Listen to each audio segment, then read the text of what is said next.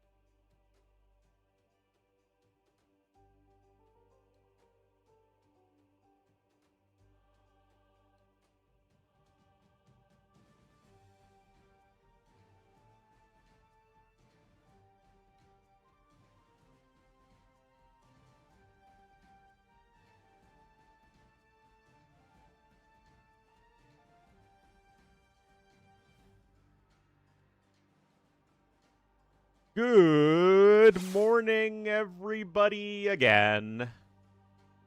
Hello, again. Alright, let's try and cast Thalassocracy Cup, guys. We try so hard and come so far.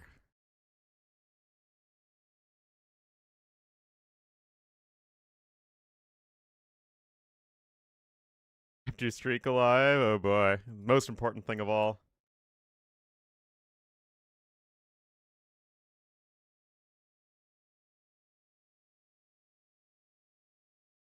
Alright. Let's see. Doing civs. It is not another admin win. The draft is drafting. I just thought FedEx versus Duduchu might be a close-ish series. This one and all the other ones we're going to cast today, I would be very surprised if it was anything other than 2-0s. But that's much less painful if you are only doing best of threes. Alright, so, and we do get to at least see the new water maps. Oh, and we got Water Nomad. Feels good, man.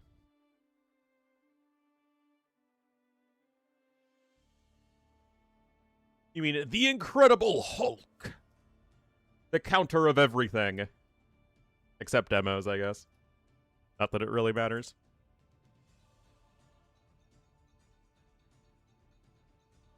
Also, I need to play again. I keep on losing Elo because I'm barely playing, man. I keep on losing my 1900 rating! Ornlu, you should just play more. Shut up! I'm busy!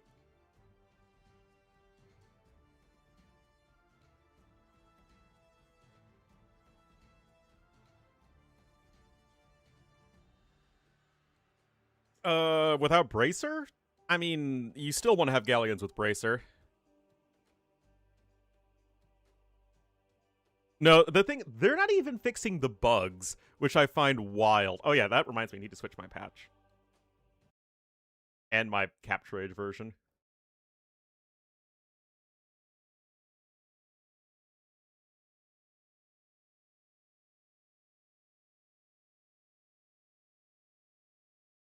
To actually play a video game? Exactly!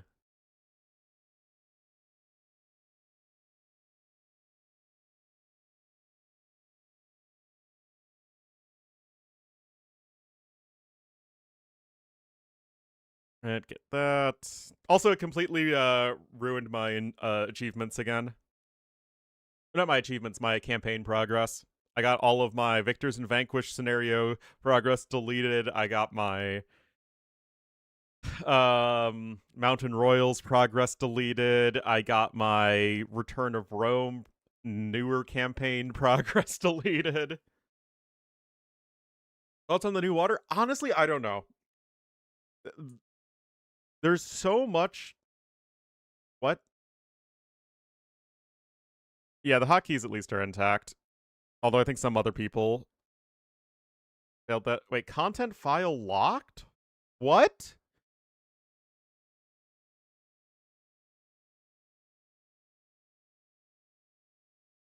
What?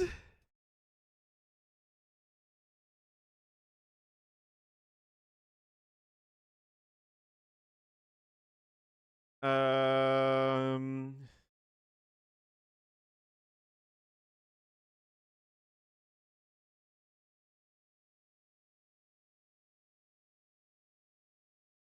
Yeah, I'm trying to switch my patch back.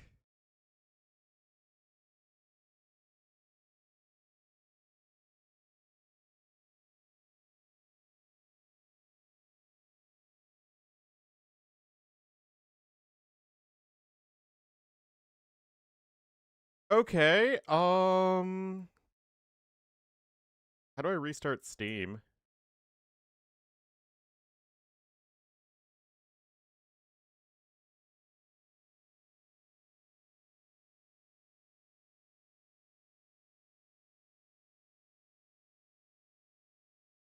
That's Spotify? Where's Steam, man?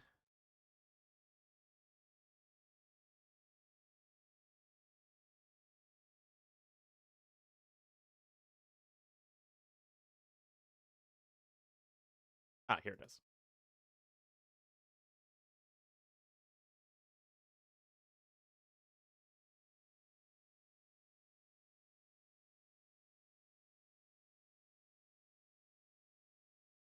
Alright, hopefully restarting Steam fixes this.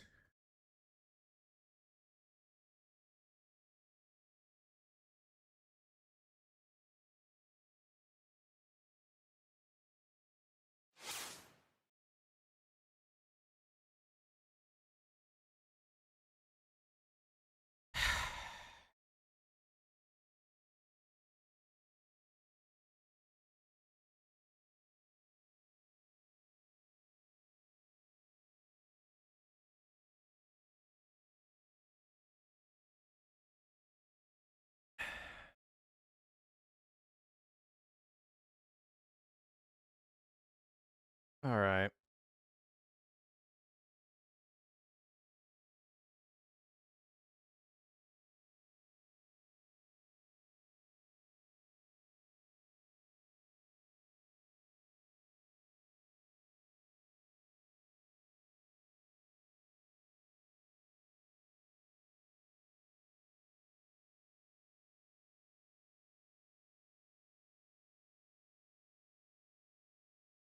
Trying...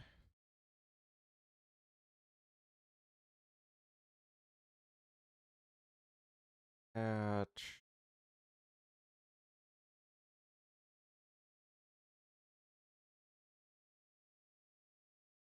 I don't know, have I ever played Blood and Bacon?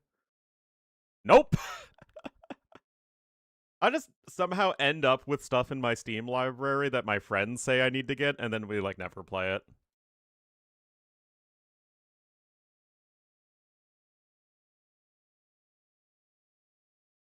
Wait, what?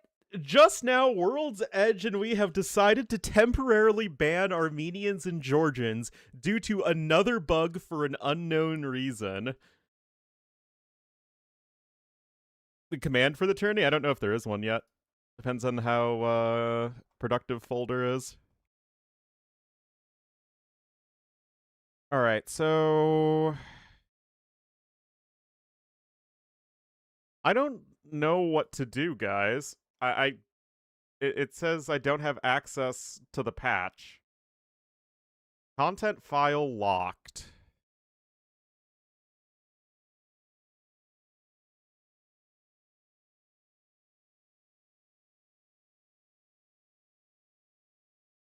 Thanks, Bazzy! Oh, my goodness.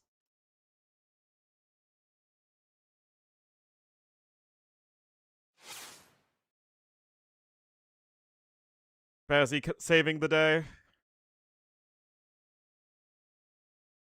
Hey, I'm a tech-savvy person relative to other people in my, my field.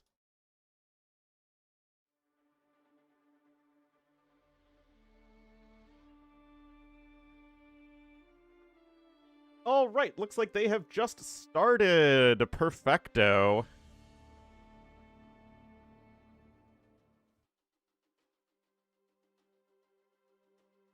Has anyone ever heard of Victor El Flaco?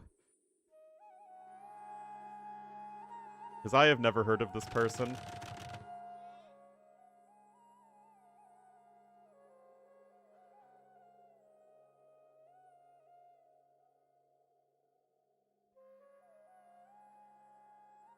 Looking for a job? Yeah. Oh, no.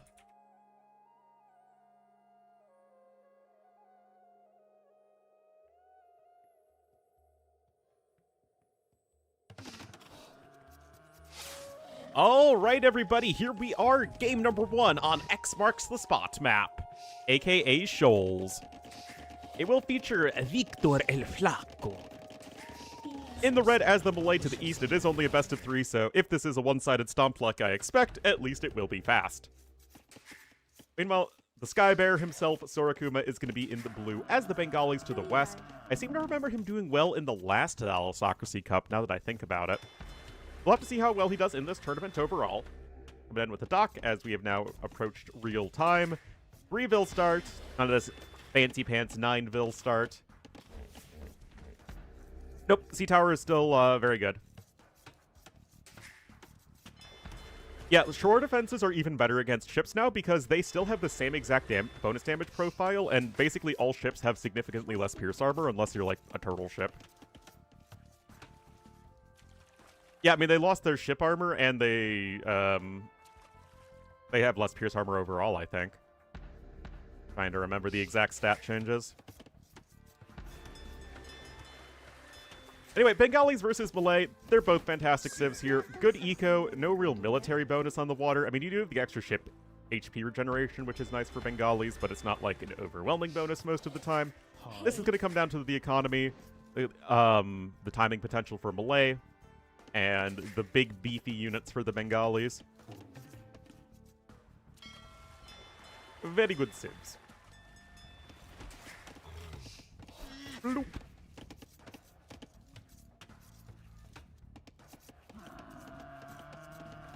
Yes, I asked Trirub about it, and he said that the ships should still have the same conversion resistance.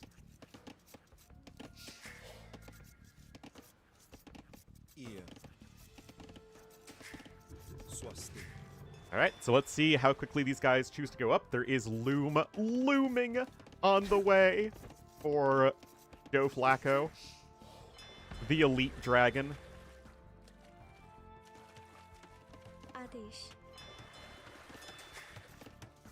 Hey. And Sora still adding in more vills, so this could be a more fast castle-oriented build for him. Remember, all civilizations can now garrison inside the docks, not just Gurjaras. So if your opponent is going for a fast feudal age, which is exactly what Victor is doing here, your fishing ships are still going to be idled, of course, but they will at least be relatively safe.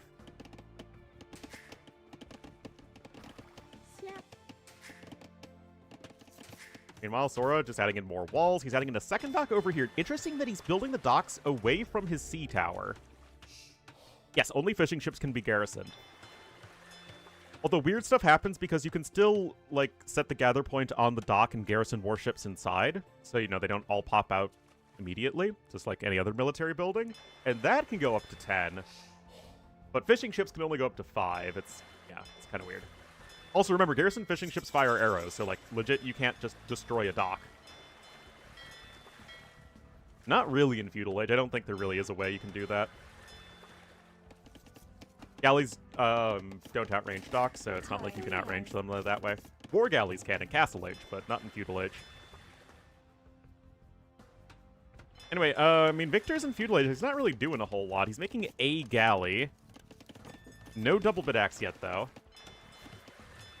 Added in, I think, one too many fishing ships if he's going for this fast Feudal Age play. Pretty common mistake with Malay.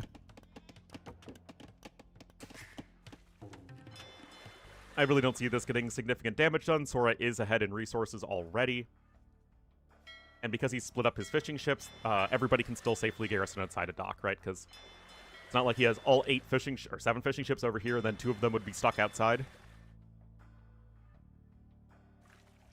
Something extra. Oh, you bet they do, Gigrati. I have it in my video.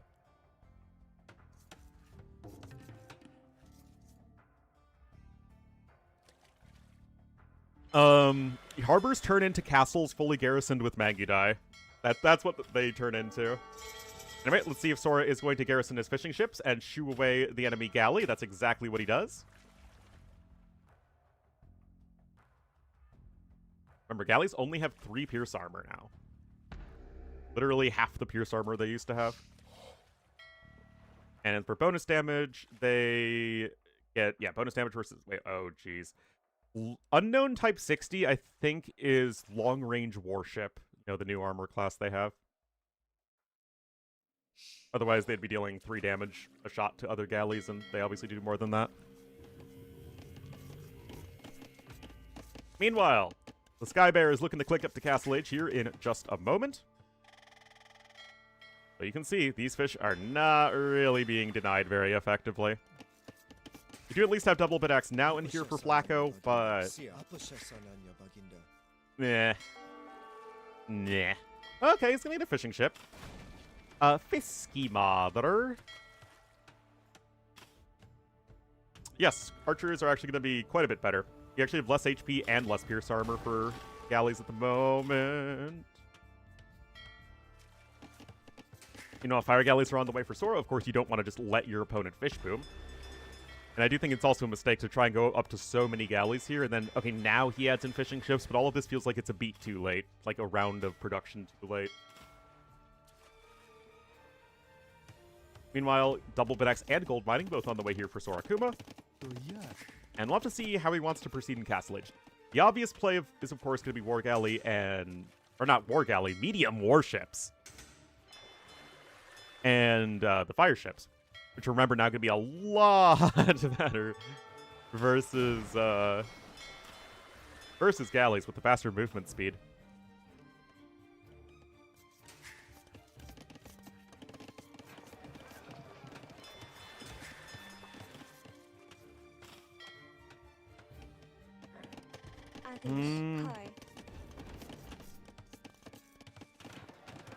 Oh, and here's fishing lines. Gotta get that mini gill nets. Okay, that fire galley is out and about on the map. And there's medium warships coming in.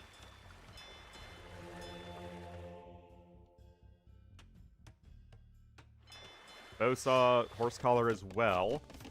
Note that stone was sold by Sorakuma, so no extra TCs as of yet, and Malay will get to Castle Age relatively quickly, but I just don't think there's a world right now where the Feudal Age warships can deal with the Castle Age ones. I mean, you got HP regeneration here, and 5 seconds to... War Galley.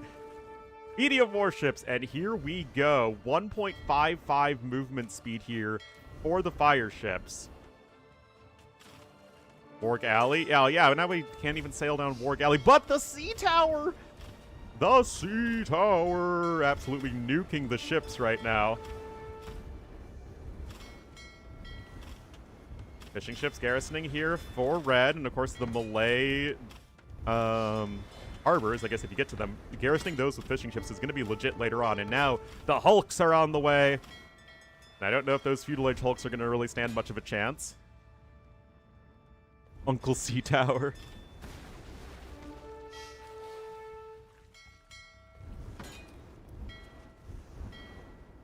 Well, this Hulk. No, the monk got hulked, man. Just had freaking a hook thrown at him. Well, both.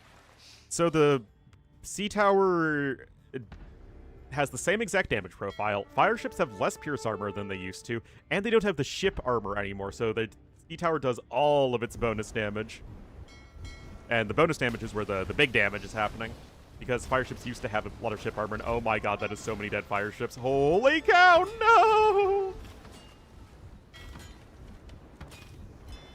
No!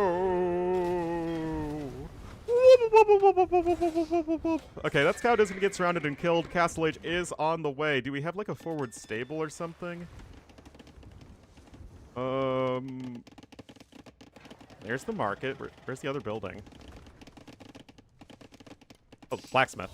Okay, wait, he's getting cav armor upgrades, but he doesn't even have a barracks, I think, unless I'm, like, really missing it. Meanwhile, second TC now coming in here for Sora. And right now, Sorakuma is wrecking. Eco balance is a disaster here for the Flacco.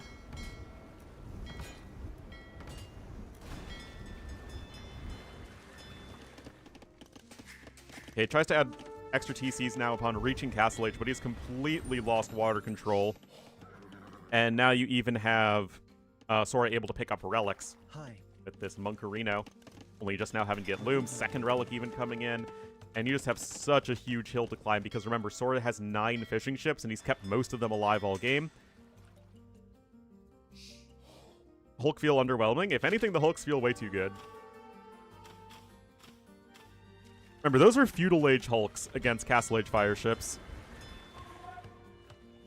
Yeah, I have no idea who Victor L. Flacco is.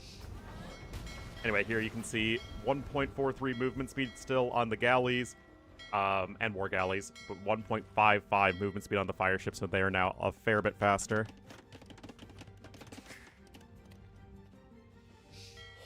Nunez Knight. Hey. Wait, are we seriously watching Sorakuma versus an 1800 man?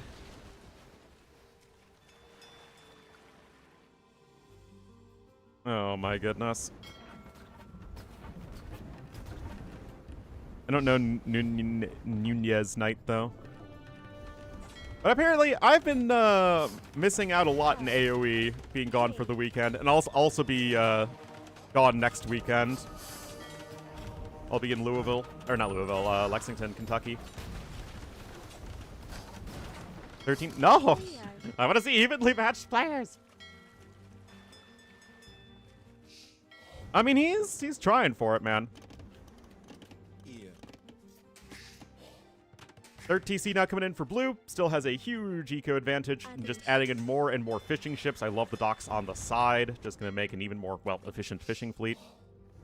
Horse business? You bet. Nah, there's a girl I'm going to be seeing. I'm really looking forward to it.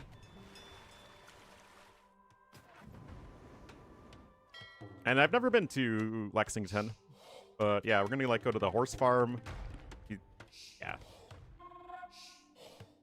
Have some bourbon. Seems like a nice town, though. Hey. Like, lots of cute restaurants and stuff.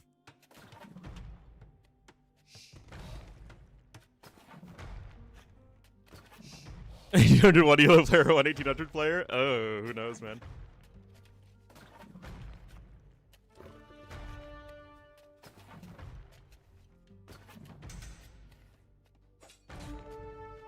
Anyway, moral of the story is that this weekend I was gone just because there wasn't all that much I wanted to cast, so I wanted to take a little bit of a break after grinding out the Grand Review Part 1 before having to grind out the Grand Review Part 2, which is what I'm doing this week. And I'll try and get that off before I leave, guys. So I'll be working hard on that the next few days, so you'll have that, because yeah, I'll be gone Friday through Sunday. It's not too bad, though. It's like a six and a half hour drive, which is way better than I thought it would be. I thought it would be like 9 hours.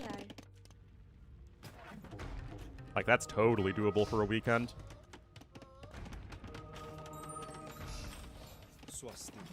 Oh, yeah. But as I keep on forgetting to say, what the heck is going on? You know that meme with Donald Glover coming back with pizza and, like, the entire room is on fire?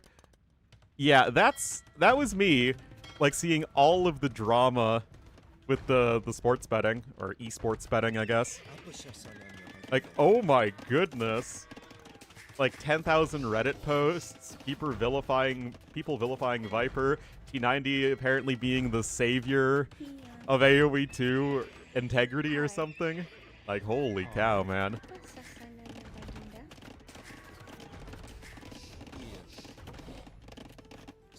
It's just wild. Hey.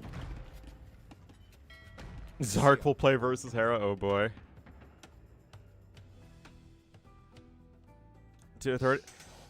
TLDR? So, I mean, again, I only loosely saw the drama. Oh boy, here we go. Here we go. Giant red barn? Yeah, basically. So apparently there was an AoE 2 bet website whose legality was established in the Comoros, which is a tiny country, island country off the coast of southeastern Africa. And so obviously it's like, okay, how much more shady can you get doing like crypto betting and stuff like that? Okay, Sora, what the heck are you? Oh my god, Sora, why are you throwing? Sora! Sora! Jeez.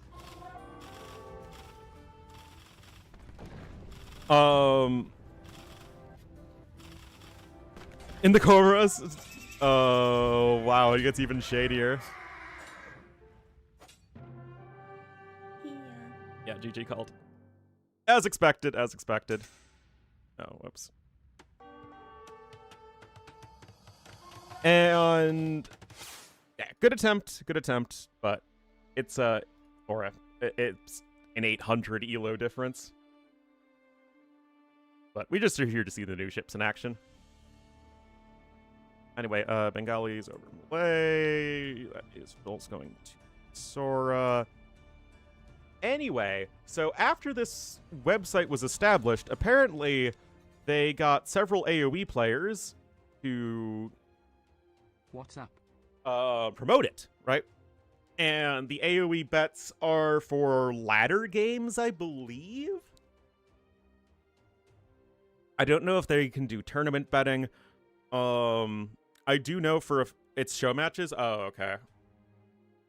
I do know for a fact that World's Edge says no gambling promotion for tournaments, so no actual tournament could promote it.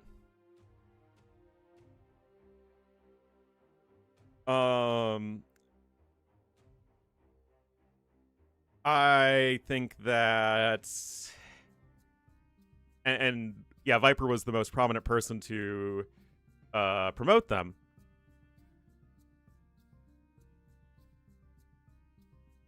Set payment, yeah.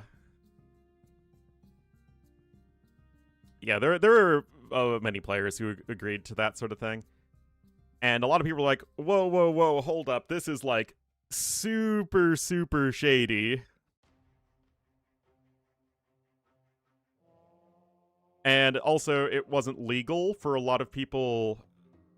Because basically, you know, EU countries, Canada, United States, Australia,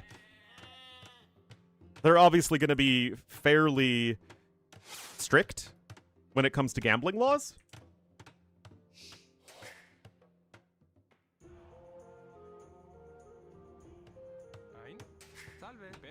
Yeah, Hera, MBL, and Margugu were vocal against it. I think Nikov was too. Was this Gen?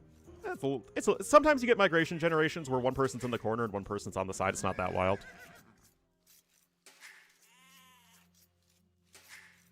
But yeah, obviously there was like tons and tons of blowback with it because people are extremely suspicious of sports betting. People are suspicious of crypto.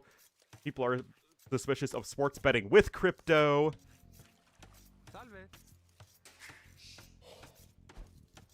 I don't know why GL would be allowing their players to do this. Again, like, they should immediately have gone to their lawyers and said, okay, is this even legal? Because apparently it's not even legal in Germany, because, again, they don't have a legal gambling license in Germany.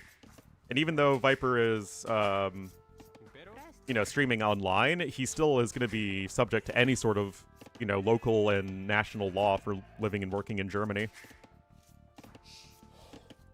I doubt GL has a lawyer on retainer, but that's a different issue. If GL is struggling to pay their players on time, I think that that's probably going to be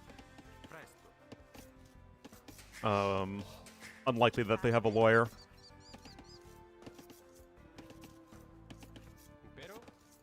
But yeah, I mean, it all seems very messed up. Taking bets on AoE games? I don't know, honestly.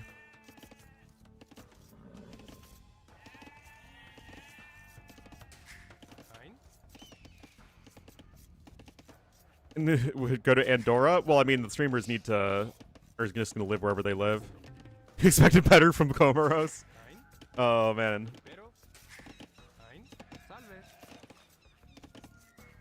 The Ornlu coin bets? I mean, like, the Ornlu... like, betting the Ornlu box, like, I really don't care at all, right? It's fake currency, and that can be, you know, fun to gamble with. I, personally, am really against promoting gambling. Like, I just don't like it.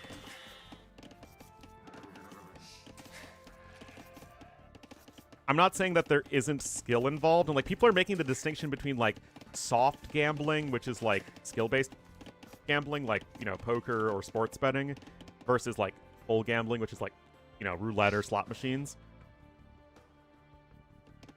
And I think that's just kind of like a pointless designation.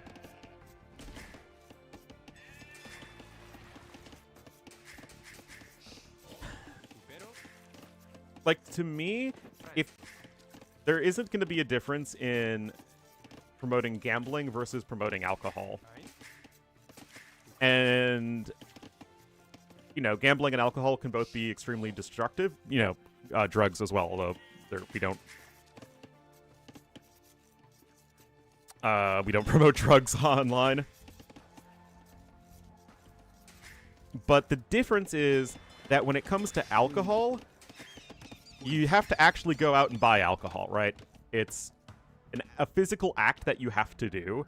Whereas gambling is now so easy with online gambling that it can just completely ruin people's lives with just how easily accessible it is. Which is something that I would be very concerned about just from, like, a moral standpoint. Exactly, you can't drink e-alcohol from your phone. But when it comes to the AoE 2 scene, like, the last thing we need is freaking players throwing matches or match fixing or,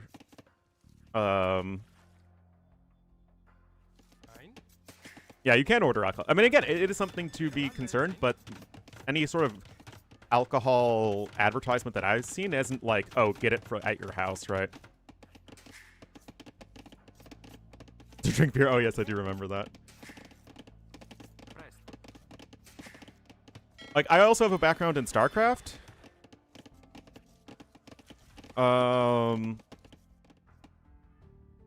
And there was a ton of issues with match-fixing scandals. And, like, that completely destroyed the reputation of players. It destroyed the reputation of a lot of events. And I just, with how little money there is in AoE 2, there is way too much incentive, especially with, again, like, it's a lot of online stuff. A lot of people from all over the world. I just really, really don't like it. Actually, are there any players that even make a middle-class income? You have a few, like, you know, 4 to 5 people who make a wealthy income relative to where they live. And everyone else is, like, going to be barely standing by. Doubt? Yeah, maybe Doubt makes a middle-class income for Serbia from AoE 2. But yes, I was always an AoE 2 person first. Like, I started playing AoE 2 before StarCraft, but yeah, I was captain of my university StarCraft team. Stayed up late to watch GSL when I was a kiddo. I hit Grandmaster once in StarCraft 2.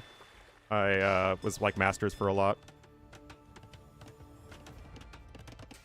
Think Heart.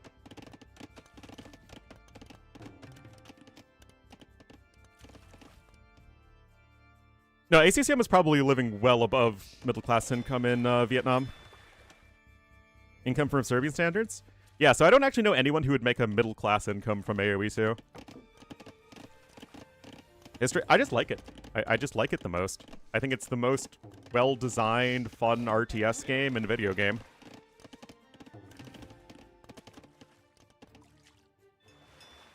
Yeah, Nil used to be a poker player.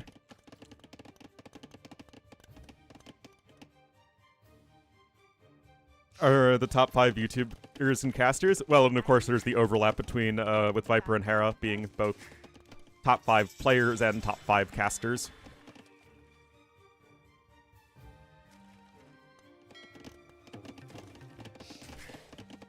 Yeah, maybe Survivalist makes a middle-class income.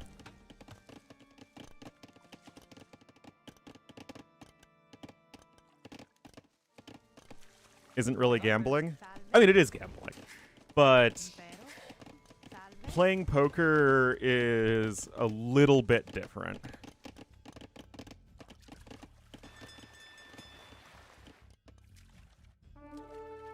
Would be a Keurig millionaire? Yeah, exactly.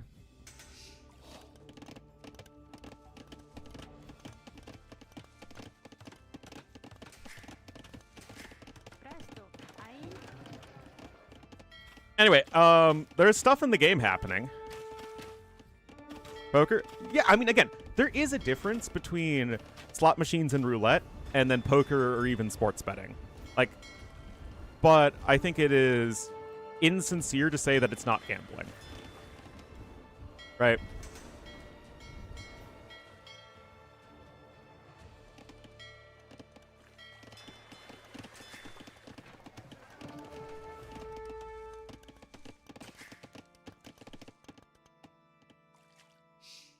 And roulette are the same? Yeah, that's what I'm saying, is that it's completely random, right? And lotteries are the same, right? It's literally random.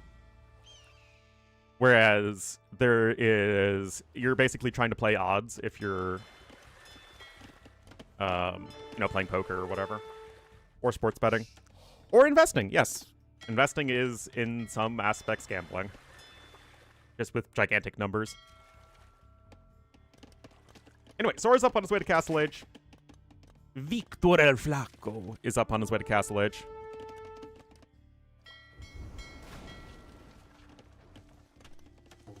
But yeah, TLDR, the community blew up over it. I don't think it's going to have a significant impact in AoE 2 anymore. I hope for, like, Viper's sake, people aren't pressing charges or whatever, like alerting them to gambling authorities, because that could end up getting pretty shady.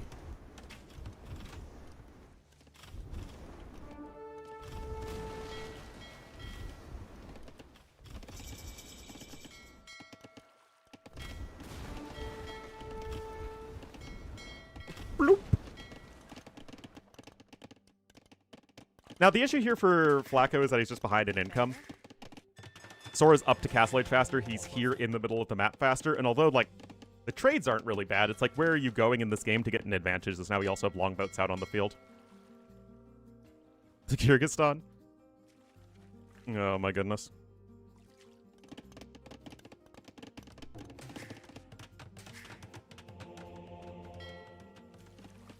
Nope, no hulks yet. Income gambling, yeah.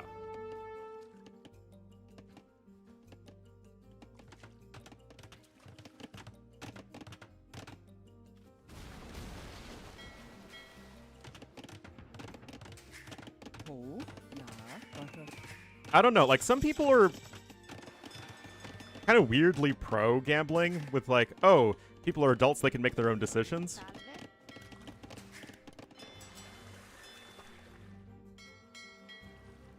But the lack of regulation with all of it is really, really tricky. Like, you have issues with all of the pervasive gambling in pro sports, right? Sponsored by FanDuel and DraftKings.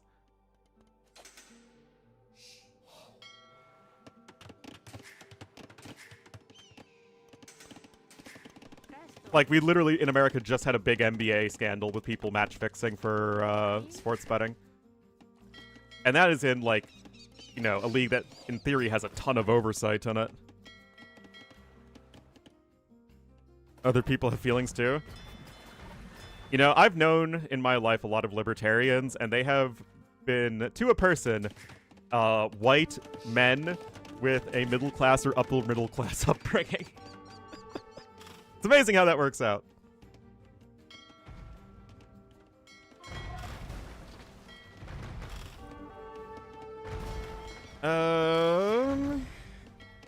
Honestly, longboats should be doing fine here. I'm a little curious about longboats because they changed the way longboats work in that they now have all of their arrows fire the same damage. So it's 5 + 2 × 3 instead of just like there being one main attack and the other arrows just do, 1 damage. Gameplay? Well, I mean, the thing is, Matroid, that this is a match between a 2K6 player and a 1K8 player, so what do you even want?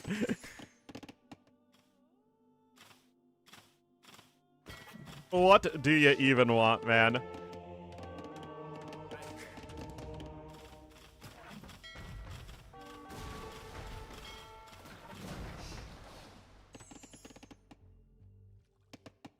Organs? Yeah, exactly the same idea. Fire ship coming in here for Victor el Flaco. So I guess it would be interesting to see how the fire ships perform versus longboats, because that was always kind of an interesting matchup before. Anyway. GG easy. Obviously, Sora going to be a lot better than an 1800 player.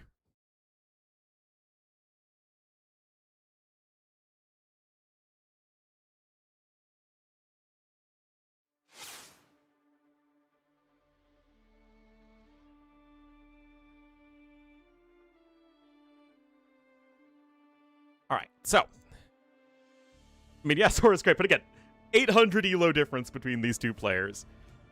That's very similar to me playing against Sora Kuma. All right. So the next series is going to be Terz versus Yomi and Jordan versus Husiel. Oh, that's for TTL. Match I'm not playing. Okay, so here's the question. What would you like me to do? We can cast Thalassocracy Cup, Terz versus Yomi, or we can cast TTL Bronze, Jordan versus Husiel. Both start in 17 minutes in theory. I imagine that people would be more interested in watching Jordan. I guess the question is, like, is there going to be like a ton of other people casting it because Jordan's popular, and then there's going to be all that stuff? But whatever.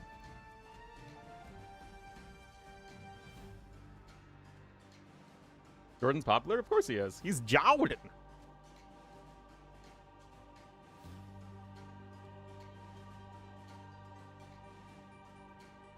Popular? Oh yeah, Jordan's like one of the more popular people in the community.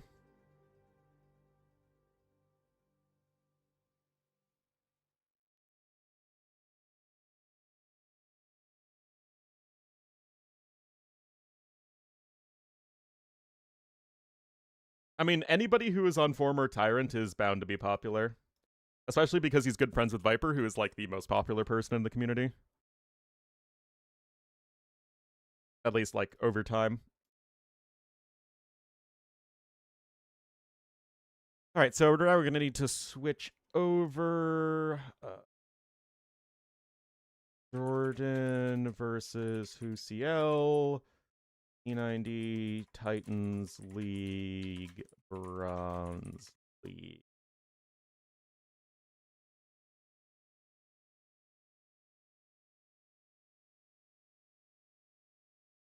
Yes, he was. Backed was very much on Tyrant.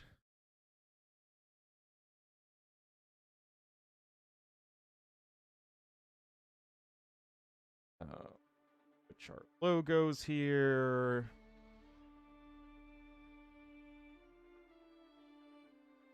Oh, I also need to switch patch again.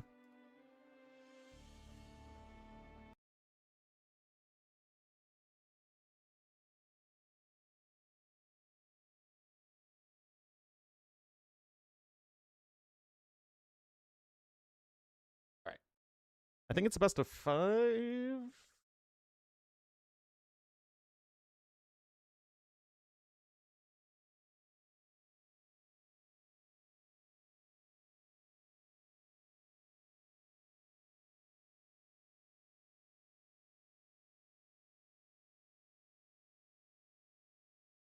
Question, but I didn't answer to. Oh, God. ACCM? Yeah, he had a... Well, he had a walkover win, I think, because he was late or something.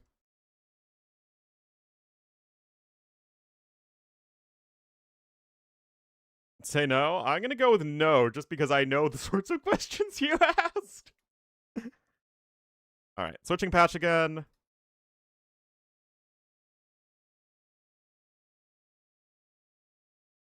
AoE bet? I don't like it. I do not like it on a train. I do not like it on a plane. I do not want venting in my life. I think it would only cause more strife.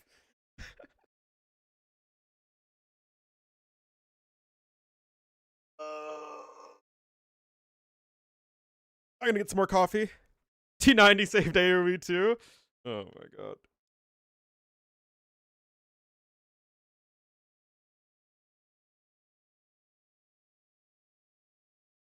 But like, I've been very consistently anti-gambling just in general for my entire streaming career, so it's not like some grand decision that my opinion isn't already out there on. Like, personally, I hate gambling. It just makes me anxious, and no matter what sense it is. I mean, again, with real money, not with fake internet points. That's completely different.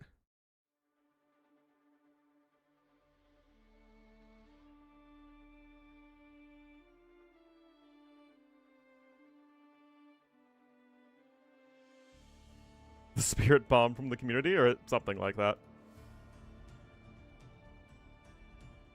Who is Husiel? Husiel is actually a Chilean player who's been around for quite some time.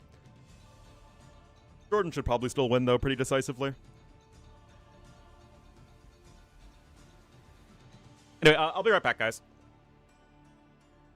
Lots of fun topics. And, I mean, that's just messed up, man. The fact that Hera was able to just bounce back from that and still win was actually very impressive. That'll teach you. Yeah, that'll absolutely teach you. Even though I thought the same thing. Would only for the Raid Shadow Legends pay rate? Yes, I would, because everybody has a price.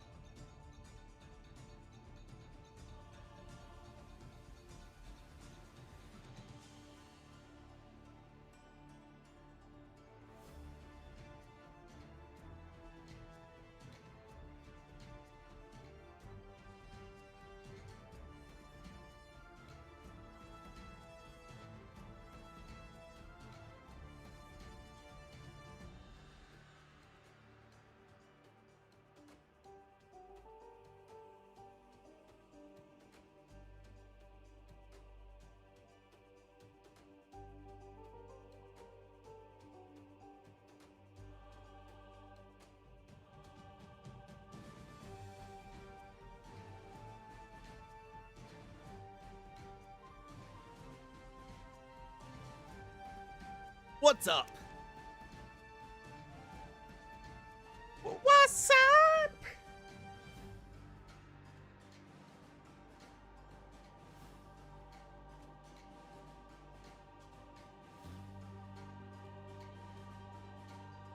How am I doing? I feel like I've just barely been able to stream recently, and I like streaming, believe it or not.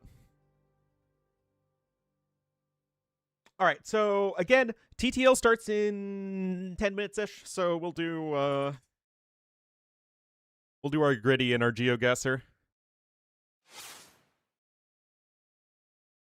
Okay, has access to Fast Fire Ship, both unique texts are 2 words, has the Eastern European architecture set, misses both redemption and hand cannons. Okay, these are pretty, like, random. Second stream today. And has access to Parthian TikToks, and has a discount on a stable unit. Okay. GeoGrid? Yeah, I've done GeoGrid plenty of times on stream. The thing with GeoGrid is that, like, it's just about trying to pick the most obscure tiny island country possible. New Yorkers? Is that today? Berber bottom left? No, Kasbah is one word. Bulgarians middle right. With redemption? No, Bulgarians have redemption. You're both wrong! Alright, so fast fire ship, both unique text or 2 words. Let's see. Yeah, Bulgarians are one of those troll civs that have redemption but no sanctity.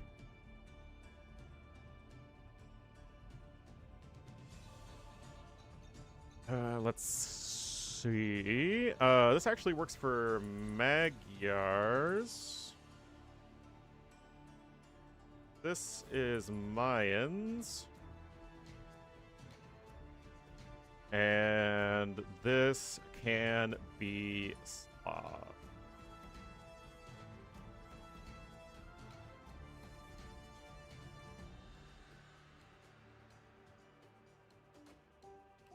Parthian TikToks, both unique texts are 2 words. Let's see here. I mean, there's gonna be quite a few civs that have this. I just need to think of one.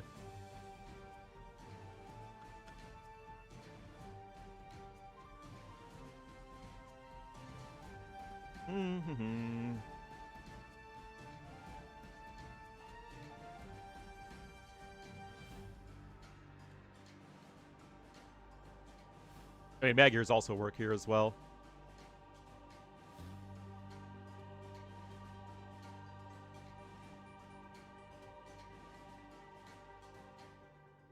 Cumans. Yeah, Tatars also work.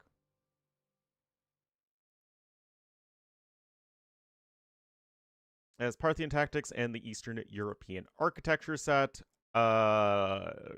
Bulgarians.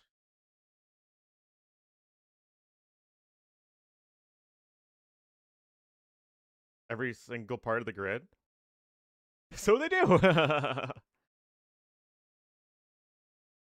Interesting. Parthian tactics, but misses both redemption and hand cannons. Tons. Discount on a stable unit.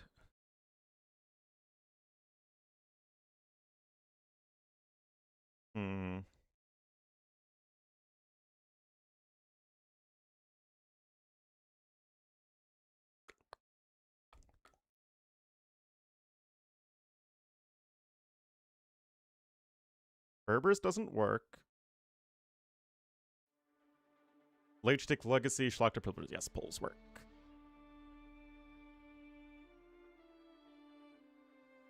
Eastern European architecture set, discount on a stable unit. Is there anything other than Magyars that actually works here? And Poles?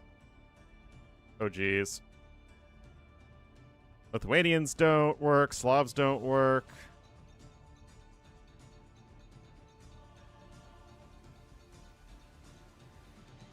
Bulgarians don't work. Lithuanians don't work. Yeah, I need to switch around.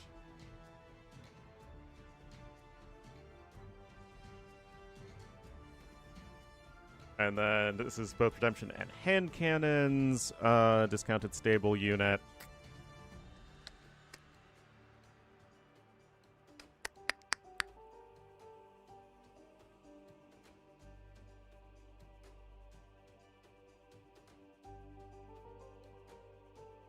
No, Berbers have redemption. And hand cannons.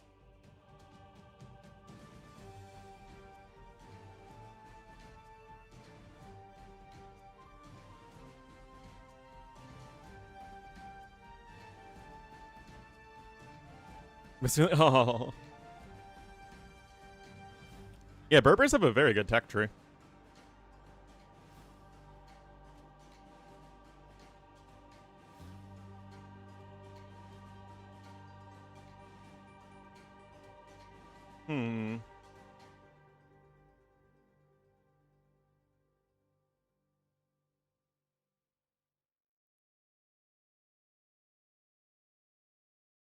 Incas actually would work because you get a discount on your shot loggle warriors.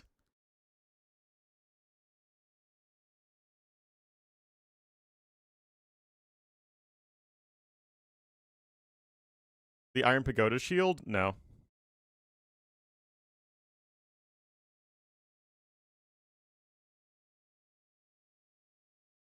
Malay, yep, Kujaras, Berbers don't count. Portuguese don't count.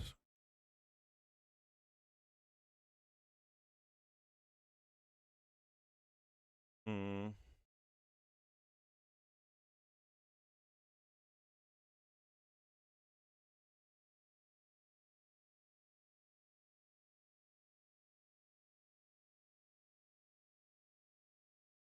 Hmm.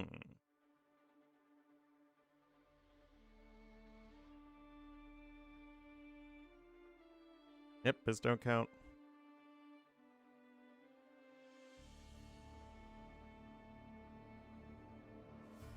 Oh yeah, Tatars work here.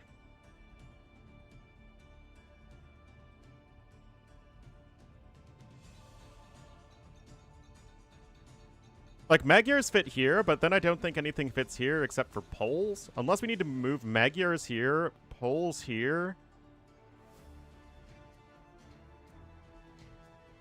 But, like, Gurjaras don't work here. Byzantines don't work here. Berbers don't work here.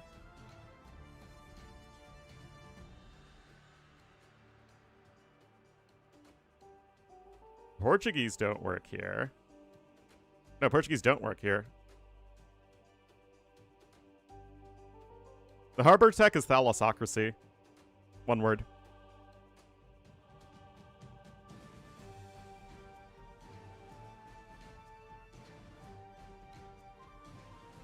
Hmm.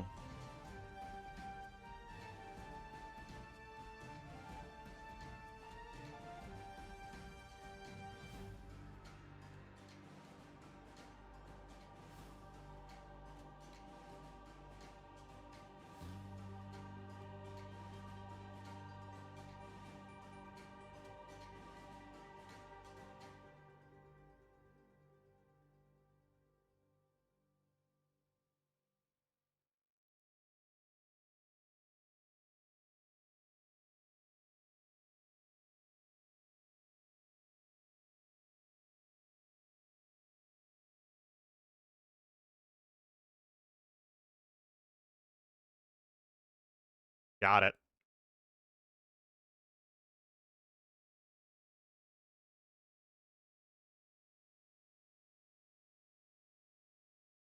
Yep, it had to be Incas. Because this one has to be Poles and this one has to be Magyars. Yeah, that's exactly what I thought. This one has to be Bulgarians. Oh, man. Got it! Frickin' got it!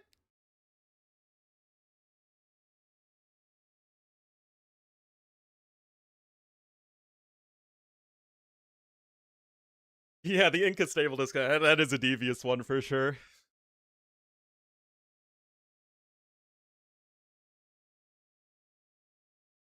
Alright. They have a discount on their Shotladdle warriors. Because their food discount applies to all units. All military units.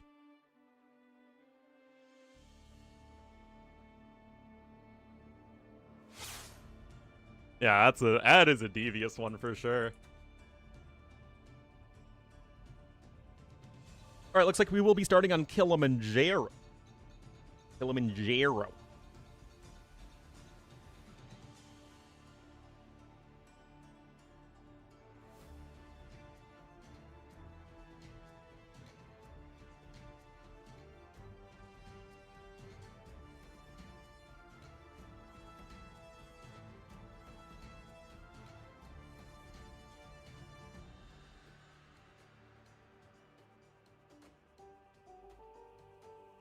Scoobity-doobity-doop.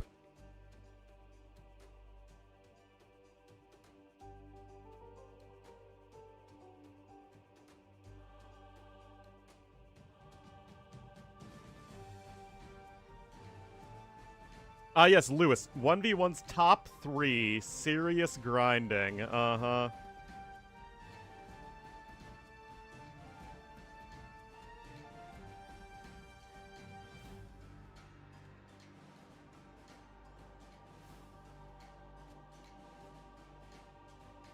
Oh, is Yo playing in Thalassocracy Cup too as well?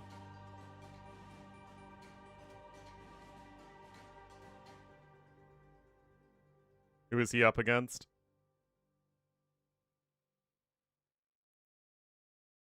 Need more balanced civs like the Thracians? I don't think the Thracians are balanced. I love how the bonus for Thracians that you can build, buildings on any terrain except TCs is like legit useless. I mean, it's not literally useless, but there is almost never any situation where you are unable to build the building you want, even without a few tiles. Within a few tiles, and except a TC. Like literally, the only building that would be useful, like really useful for, are TCs. Trazini Arabia. I mean, it's the TTL version of Arabia.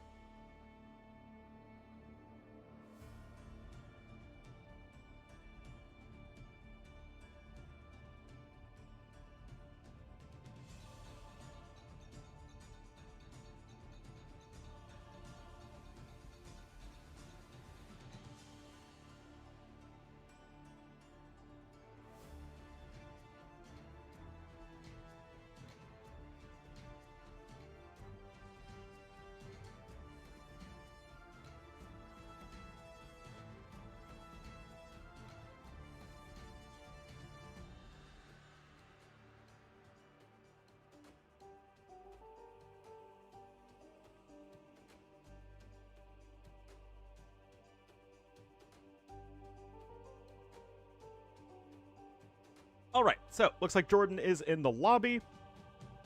Kilimanjaro going to be map number 1, like I said. So, I mean, honestly, Kilimanjaro has a huge variety of civs that are viable on it. Like, none of the civs, except for maybe Bohemians, are gonna, like, actually be bad here. So, you can just really go for whatever you want. Humans also might be a little awkward.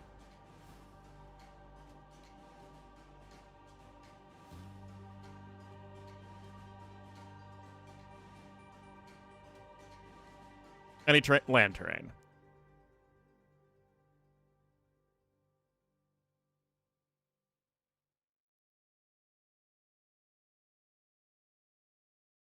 Either side, as it should be. And compensations, I do too.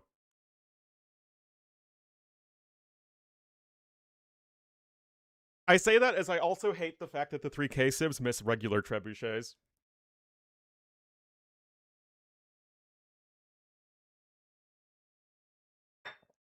But trebuchets just feel so core to how AoE 2 works.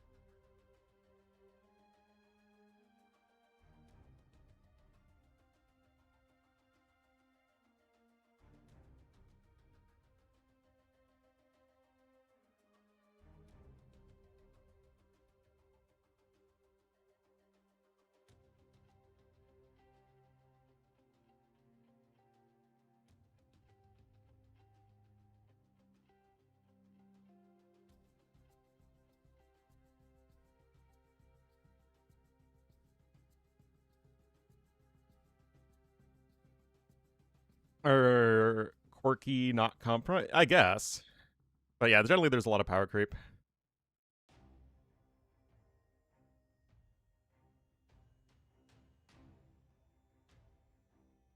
All the generic text? Yeah, that's because all the civs in AoE 3 was the same as well. What differentiates the civs are their unique macro mechanics, not their tech trees. It's just a different way of designing the game, even though I like AoE 2s more. But most civs, really, like all the civs, have the same macro mechanics, but it's the tech trees that differentiate the civs as opposed to the other way around.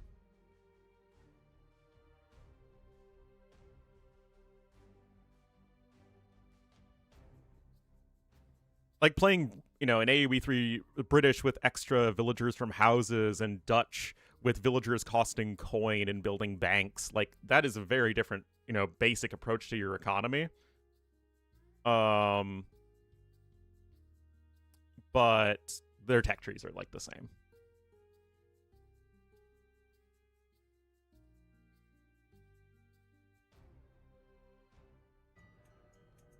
Best ragdoll physics? That's true. Blowing stuff up with cannons was pretty fun.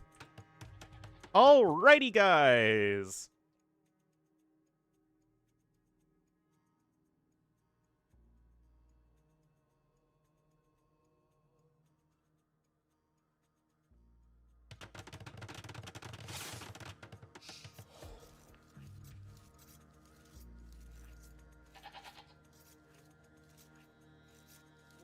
Different yeah, it's just different.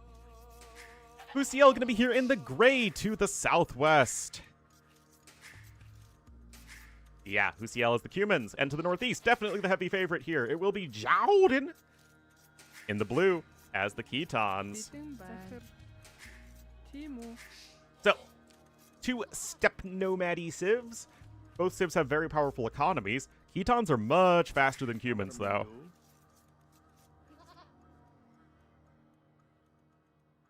Bigger tech tree difference? Well, they had more unique units. Every civ had all techs available to them.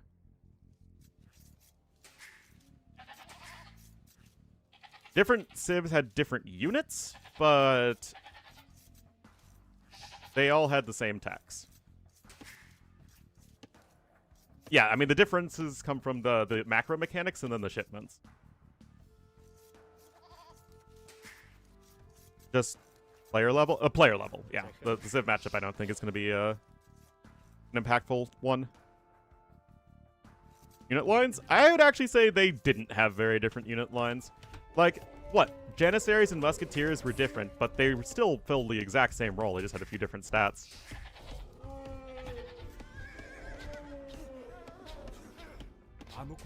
It's like you had...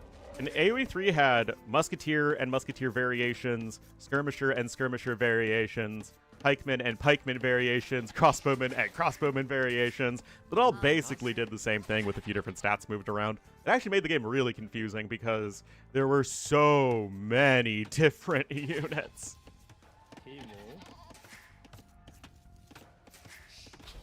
Lots of visual variety, but like they filled the exact same role gameplay-wise, and they usually had almost the exact same stats, but just moved around a little bit.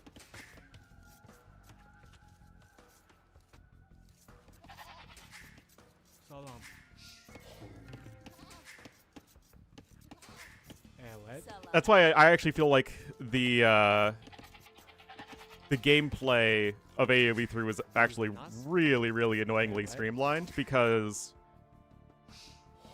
doing the same thing. Yeah, it's like Haeguang Cav and Knights. Haeguang Cav and Knights are basically the exact same thing, but with some different stats moved around.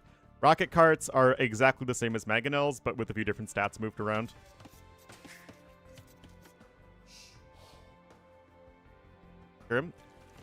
Yes, again, like you had different unit lines that were available and not available, but again, British Longbowmen filled the exact same role as a crossbowman. They were just better and slightly more expensive. It's funny because in AOC, there were barely any Cav unique units. The only Cav unique units in AOC were Cataphracts, War Elephants, and Tarkans. And War Elephants and Cataphracts didn't really fill the traditional cavalry role, so really it was just Tarkans. Well, Mamluks were Campbells.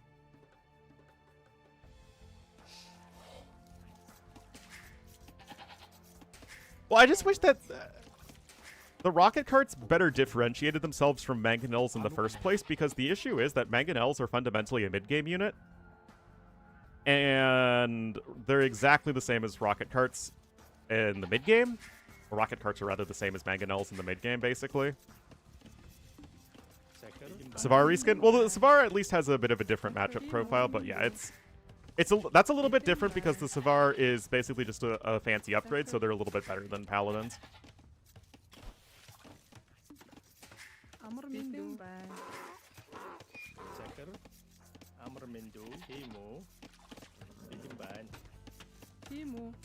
That's a little bit different because it's not its own unique unit line, it's just a unique upgrade to an existing unit line. Same with Winged Hussars.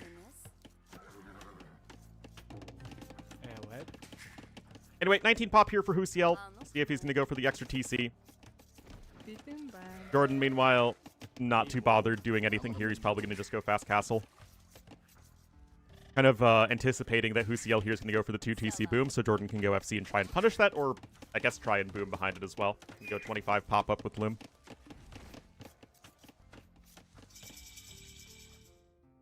We're not doing well. A lot of people were complaining that Persians were boring, not that they weren't doing well. Indeed, 9 villagers even on the second TC. That's actually 1 too many, technically.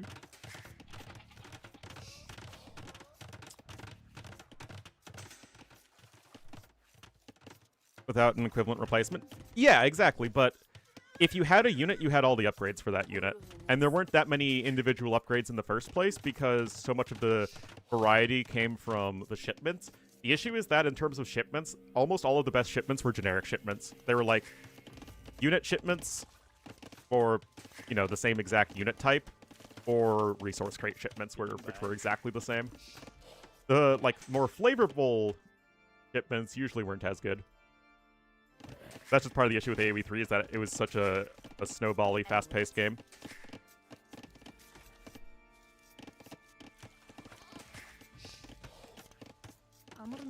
Armindu.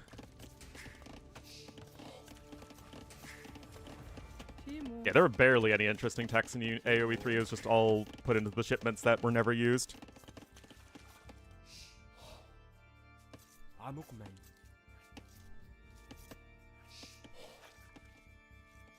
Carax and Galleons, the sails were too similar? I haven't really seen that enough yet to be able to judge.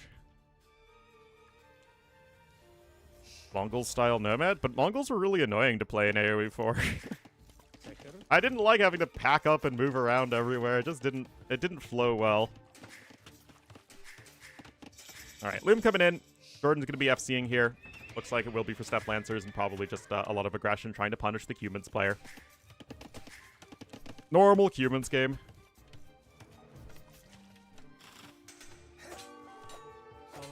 Yeah, but clarity is important. AoE 3 had no visual clarity.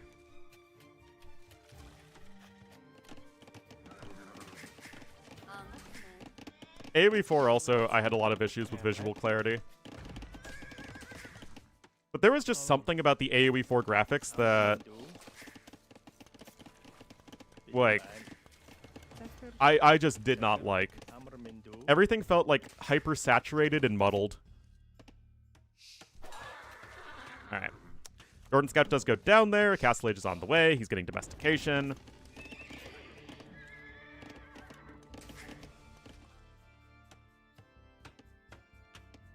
Fun? I mean, that's just how AoE 4 works. It's not my cup of tea.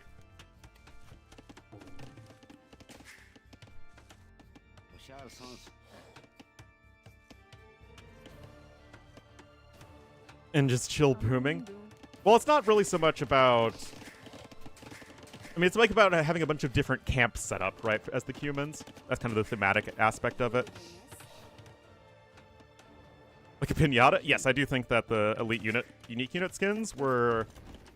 They had in mind some fan-favorite unique units, like the Samurai and Teutonic Knight, for, like, visually impressive unique unit models, and then everything else was just like, let's just add some more gold on it.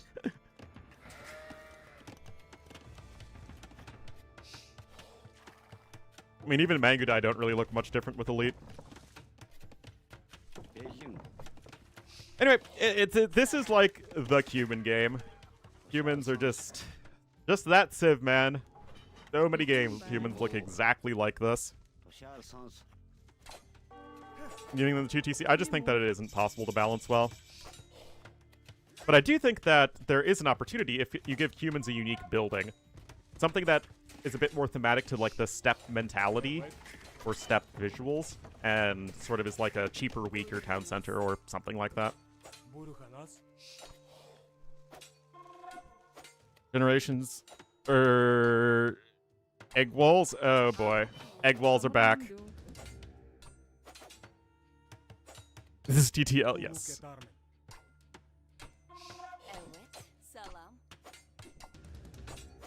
Well, they're gonna go down there. Beach Workshop not gonna be denied. The Step Lancers are here. And this is gonna be very difficult for Husiel to stop, if not impossible. Oh, I am so ready for the save that gets a Monastery 1 age earlier and goes for Feudal Age Monks. Oh my goodness, I'm so ready, guys.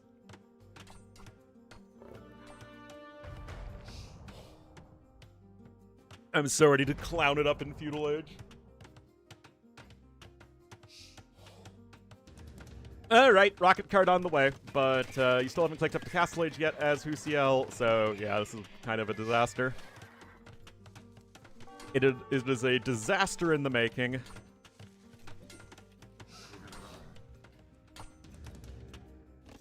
You need to get to Castle Age still. You need to click up by 16 to 16 and a half minutes with a 3-bill start, ideally. But the eco balance seems very off. Not enough on food. Rip the Vil. Yeah, I just don't think we have enough time at the moment. The Step Lancers are going to be in here any moment. No upgrades on them, but it doesn't really matter.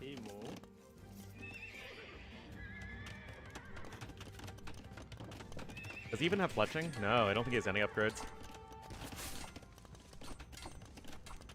And now the issue is that you don't really have the time to pull really far ahead in economy, because you're going to get a lot of your food income denied. So you can see Jordan here is only going to be behind by like a few hundred resources, but he's going to be so far ahead in tech and map control that, again, having the Cuban eco isn't really even all that helpful. Like now you have a Vil lead, but so many of them are going to be idled that it doesn't really help you out all that much. Okay, Jordan kind of didn't kill that Vil when he could have, which is a bit weird, but whatever. Anyway, monks are going to be on the way. Just don't have enough Vils on food. Jordan has more Vils on food, and he is behind by 20 villagers. Like, that, it's just... Denying this food income is exactly how you punish this. Also, is KOTD going to be 3-vil start or 9-vil start? I don't remember. I think it was a 3-vil start, right? Yeah, look, there's no gold income right now. Res collected, still not that much of an advantage for Husiel, and how much of that is in wood? Yep, he's even behind in gold. Still, almost a Castle Age, and Jordan really could be a bit more proactive with all this, honestly. But Jordan doesn't like committing to anything. Like being an AoE pro player or not being an AoE pro player. Kappa! Or getting vaccinated.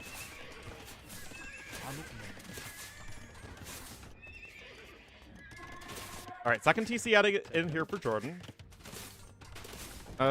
Still like only 400 resources behind, and again, he has a huge military lead.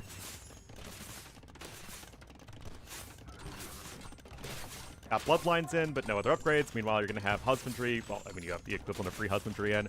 Scale barding armor about to be in.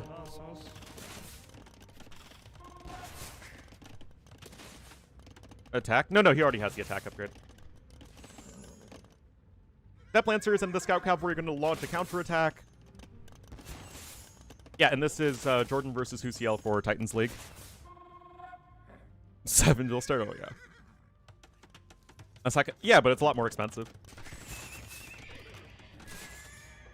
Anyway, Husiel is going to be catching up here in terms of overall military numbers. Oh, and look at this. While Jordan is busy quick walling. Okay, I don't hate this, actually. Good move here from Husiel. Again, you know that Jordan's distracted trying to defend here, and he doesn't even defend here properly. You do lose a bunch of units over here. You almost snipe all of the monks. I'd feel a little bit better if fletching was in. But this is certainly not inconsequential. All right here, Husiel. All right, I see ya. Again, the upgrades are a lot worse here overall. I mean, you have Bloodlines, which is nice, but no Blacksmith upgrades versus essentially +2/+1. Anyway, Jordan is going to get those walls down eventually, but the fact that Husiel is actually slightly ahead in villagers killed is a big win for him. That said, he's running into the issue that Jordan still has a much bigger army.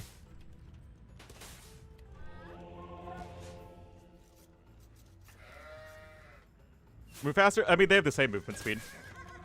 In Castle Age, the human bonus is essentially free husbandry. Like I said, the issue is food income. It really is, guys. You can see you're behind, actually, in food income right now as our gray player. He is still 12 ills ahead, though. Eco upgrades are identical.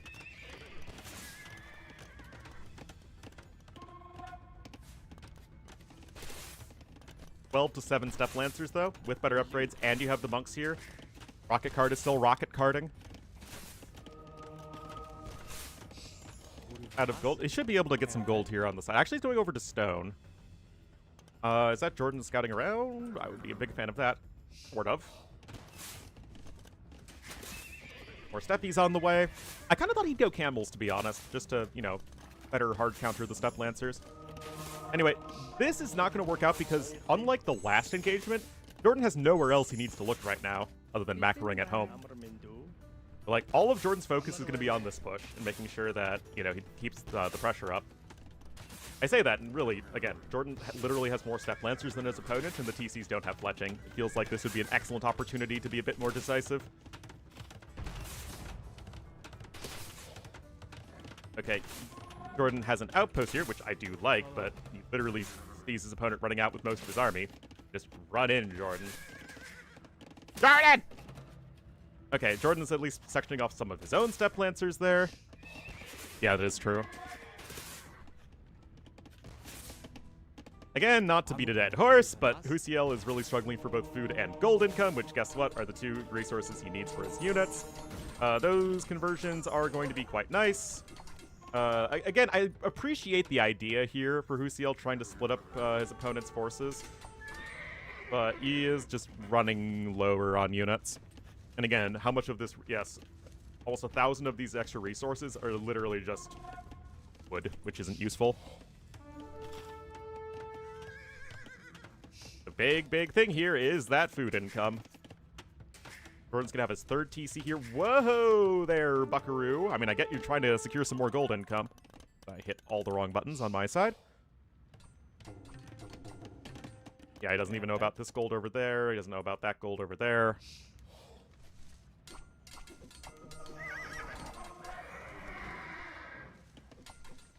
And again, just really struggling to gather the necessary resources at the moment. Still 10 more Step Lancers for our blue player. I don't think you can kill the TC fast enough. The issue is you don't have the numbers advantage here, so Jordan isn't fighting with his entire army, which is probably giving Husiel a better shot in that fight that he should have had, but he's still probably fine. Jordan, that is. Iron Casting going to be coming in as well. That's going to be a huge advantage. I mean, that said, the TC is in. And I've casted a lot of Jordan games in my lifetime. If Jordan loses this one, it's going to be his lack of decisiveness. I still heavily favor Jordan to win the game, don't get me wrong, but he was in a better spot earlier than this game than he is right now, if that makes sense. Because now, with this TC secured, you can actually get all of these farmers back to work, which is super helpful. That said, Jordan's still going to be able to pressure from this angle, and Husiel is about ready to get a castle. Well, I mean, the villager count is even. One, Jordan is also Ketons, who have an insane food eco. But if this castle can come in and not be a Tim castle, it's not a Tim castle, then the thing is, Husiel still isn't really getting anywhere in this game because his eco efficiency is so bad. I mean, look at this. Why am I hitting all the wrong buttons again? 6-step Lancers to 18. I mean, fletching is in. These are 2 TCs firing away at the non-+2 defense, non-bloodline step Lancers. Oh, he's rushing up the castle, guys, but now Jordan getting tons and tons of kills, and it's going to be a Doubt Castle on top of it, because Step Lancers are pretty freaking good. What? Oh, no. Oh, no. Yeah, Jordan just is now way too far ahead.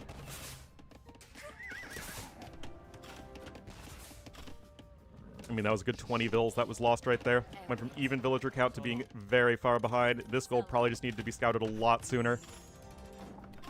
Now all Jordan should need to do is just click up to Imperial Age.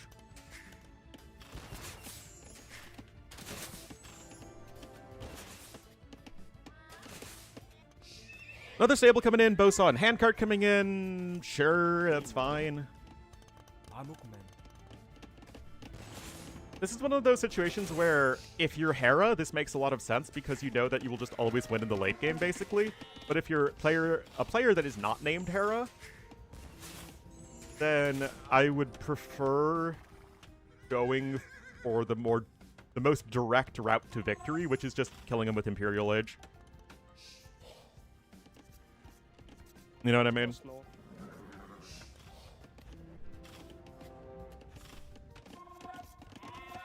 +2 defense, light cav coming in.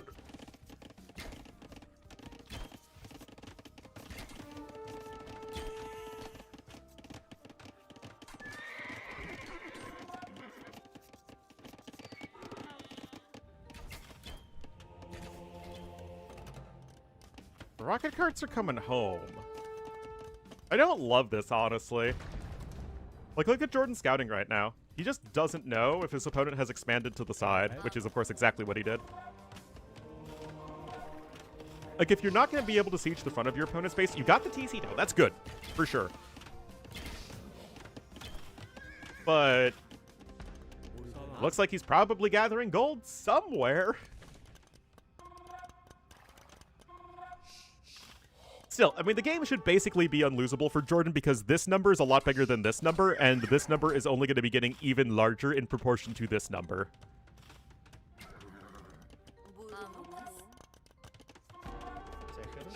But this just feels like Jordan is absolutely slow rolling this.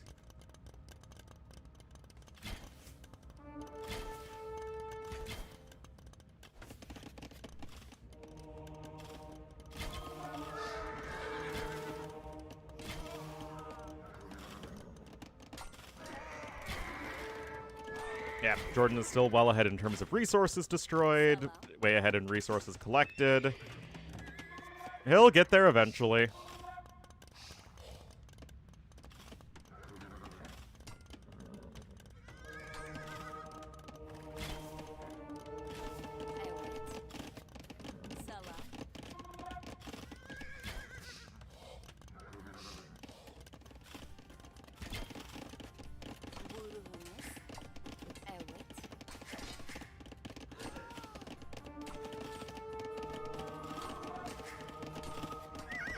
Yep. Yeah, again, this is absolutely that so Jordan.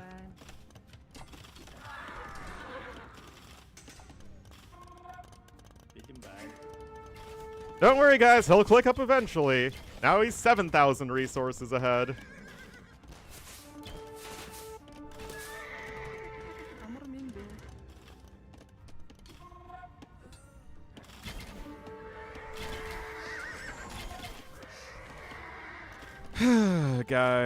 Guys.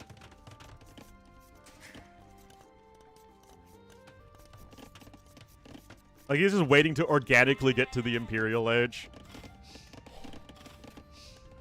I mean, you're against humans, right? Both civs are extremely annoying to play against. Oh, jeez.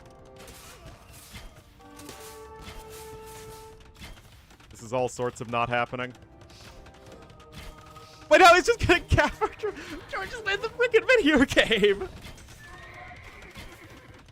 You're hilariously lost. If most other high-level AoE players were in Jordan's spot 10 minutes plus ago game time, they would have just clicked up to the Imperial Age a lot sooner, built a castle, and immediately won the video game.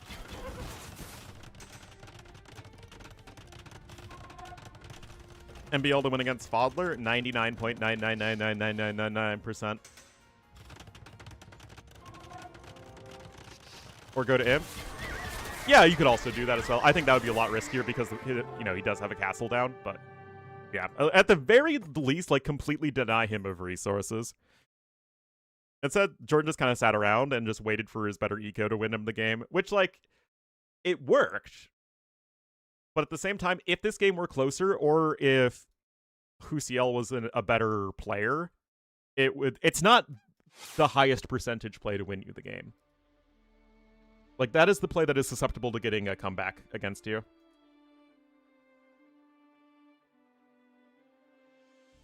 Nevertheless, well done, Jordan. He pressured the Cumin 2TC, and again, you just kind of didn't have the food income that you needed there as Husiel. Alright, that is the Cumins losing to the Ketons, and next is going to be Rocky Forest.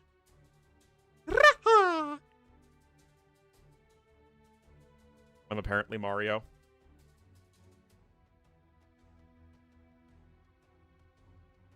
Don't like Rocky Forest? Well, Rocky Forest doesn't like you.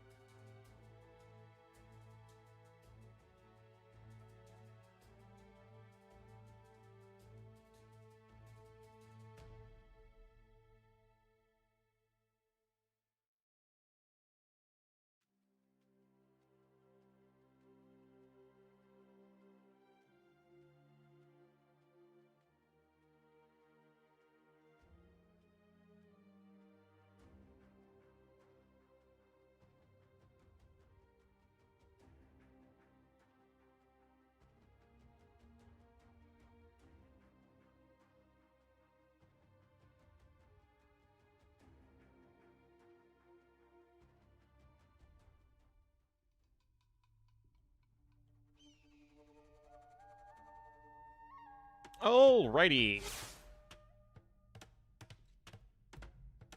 Thracians would excel there. Oh,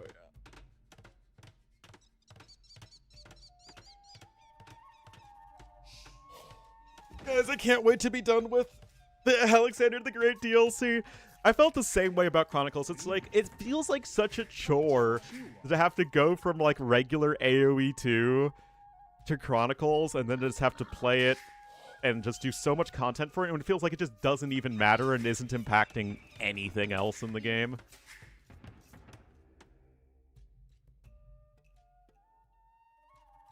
But that's just me, I guess. And, like, that's the thing with Chronicles. Like, it's fine to play through once, but then I'll never touch it again and be perfectly fine with it.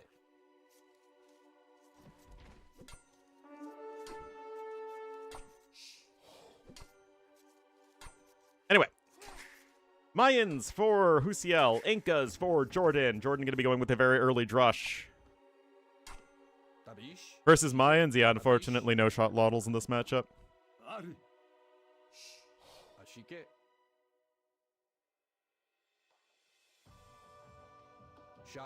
Shut it. Hey, where's the other militia? Or the single militia? Oh. What's that militia doing over there? I mean, you're going for a super fast one militia drush on a map that actually it isn't It isn't a weird play at all because of the lumber camp necessarily being exposed. I wonder if he'll make any more. Already 8 seconds idle time from Jordan's obviously not ideal. And as far as like the actual matchup goes, I'm actually a big fan of Incas versus Mayans because all of the American Civ matchups tend to be Eagle Warrior versus Eagle Warrior. And Incas have the discounted Eagle Warriors versus Mayans having no mid-game Eagle Warrior bonus. Oh, look at this. Gotta be careful! Woo!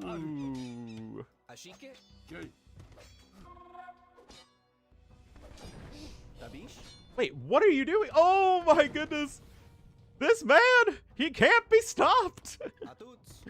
Oh man, another militia's out over here. Trying to lame his opponent.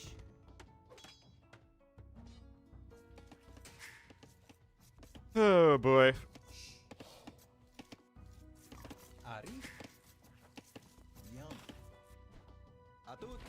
Wow, and I mean, he gets all of that laming in, although Jordan can do the same thing and not sacrifice a villager. Although I guess he did have to spend the resources on the militia.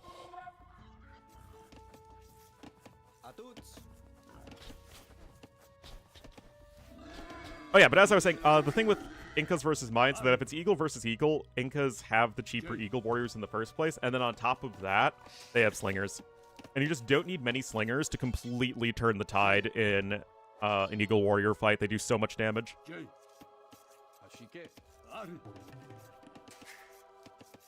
Like, you don't need super significant numbers or upgrades. Just like 3 to 4 Slingers behind 20 Eagle Warriors easily beats 23 Eagle Warriors, if that makes sense. I mean, Mayans do still have the better overall early game, but you kind of need to snowball an advantage with it.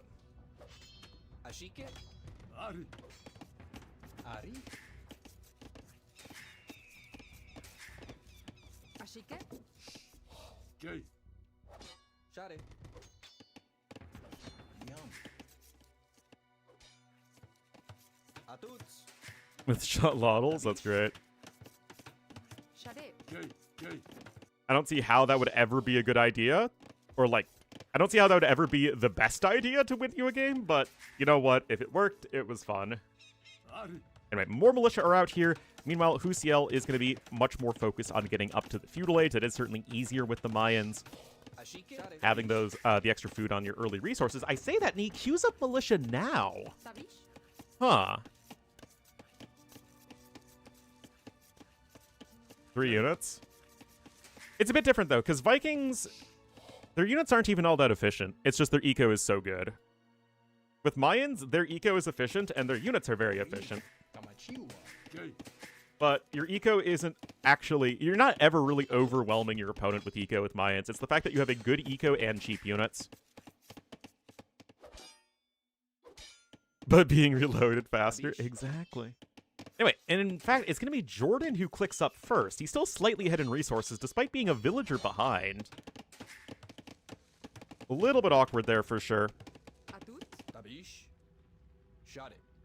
I mean, you do have a Ville stuck here, I suppose, but yeah.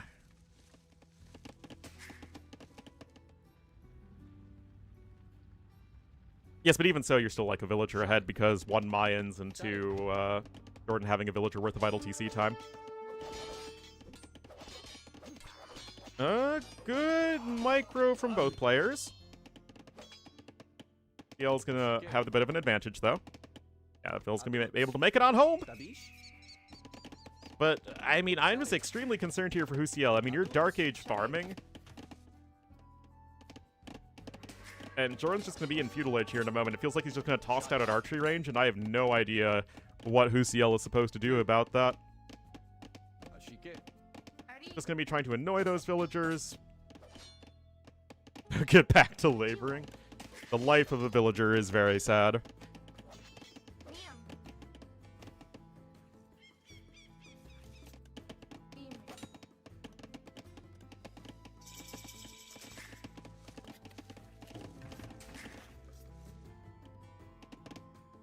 There's the archery range coming in, and like I said, I feel like this is going to be a very tough situation for Husiel.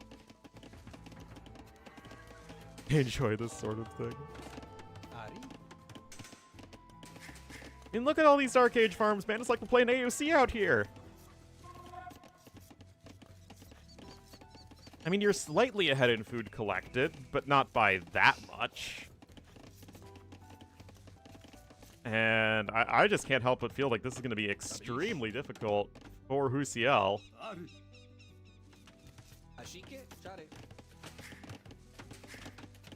Now he's going to have a little bit of idle time accruing. Nothing too bad, though. Into gunpowder? Exactly.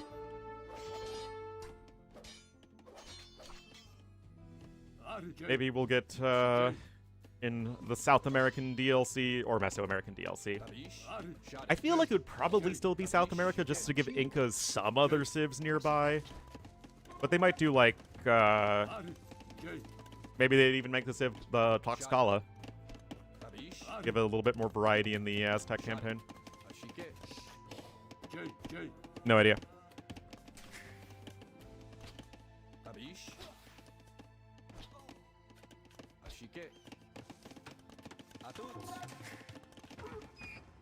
They enjoy this sort of thing. Oh, is that from the Adviga campaign?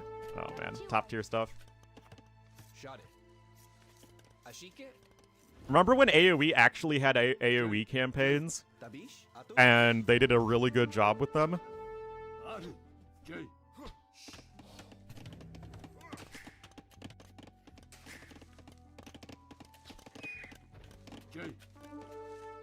Alright, almost a feudal age here is Husiel. Honestly, he could get pretty close to just going with a fast castle. Completely campaignless? Oh, you betcha. Civs without a full-fledged campaign of their own include the Vikings, the Japanese, the Koreans, the Mayans. You could argue the Spanish, honestly. You don't get a full 6 scenarios with them. The Slavs, the Magyars, and that's it. And the Berbers.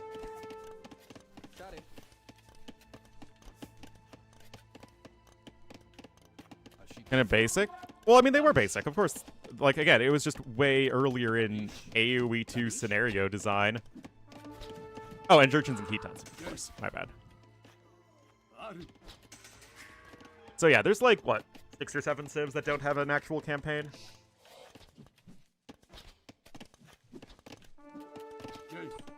Yeah, Vikings have a lot of individual scenarios, but no actual campaign. Poles don't get a full campaign. I mean, technically, you do get 5 scenarios, which is basically par for the course with the later DLCs. If you want to be specific, Hindustanis only have 4 scenarios, because they have a 5-scenario campaign, when one of them you play as the Tatars.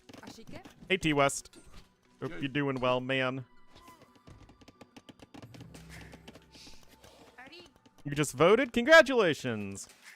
I don't think we have an election here in Illinois right now.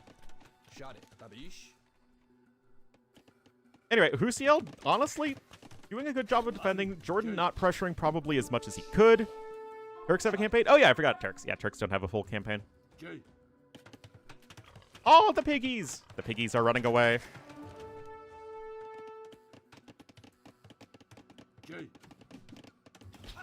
But yeah, Husiel is going to be up to Castle Age faster. Second barracks coming in for Jordan. I still think it's an awkward matchup for the Mayans, but you know what? Husiel is up on his way to Castle Age. Need a real campaign? Yeah, I think a lot of people are very unhappy with the fantasy-style campaign. Well, not like fantasy-style, but you're basically just playing as a sort of border area of the Byzantine Empire.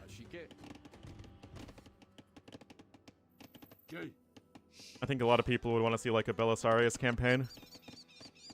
Fan fiction? Something like that.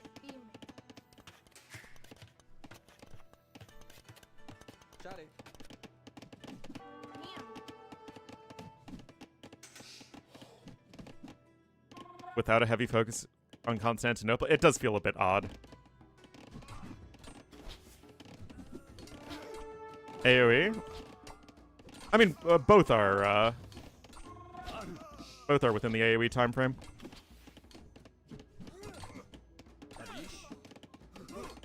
Anyway, yeah, so long as Husiel is just hanging out here, making sure he isn't throwing away his units unnecessarily, and of course, above all, making sure that Jordan isn't getting home with his own army, Husiel's gonna be fine. As a whole, I mean, it was like all about medieval Italy, right? You had Alaric, Sforza, and Bari all taking place in medieval Italy.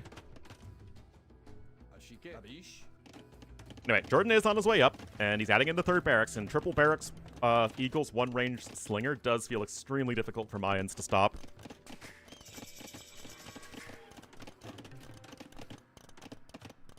So, it's going to be down to Husiel to make something happen. Of course, you do get the extra attack as soon as you hit Castle Age here. Can you deny the third barracks, though? That would be big.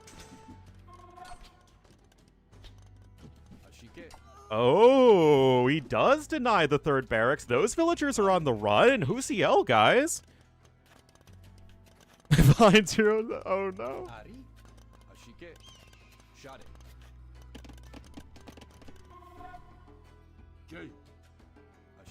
All right, +1 defense coming in. It's already in here for Husiel. No Eagle Warrior upgrade itself yet, although we can't afford it. Okay, there we go, guys. Just behind that Eagle.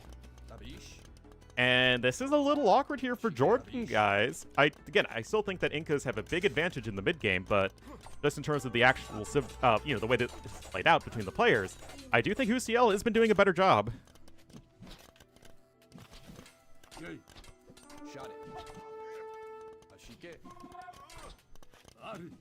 I mean, Jordan's villagers are having to run all over the place.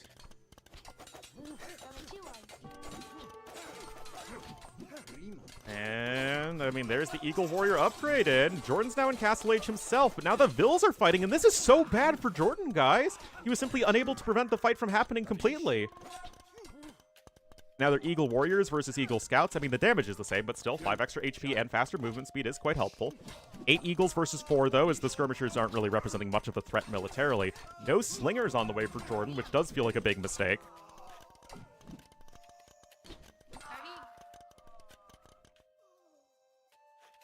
And Jordan lost 6 Vills there. Squire's coming in, though. Have a 4th barracks on the way for Husiel.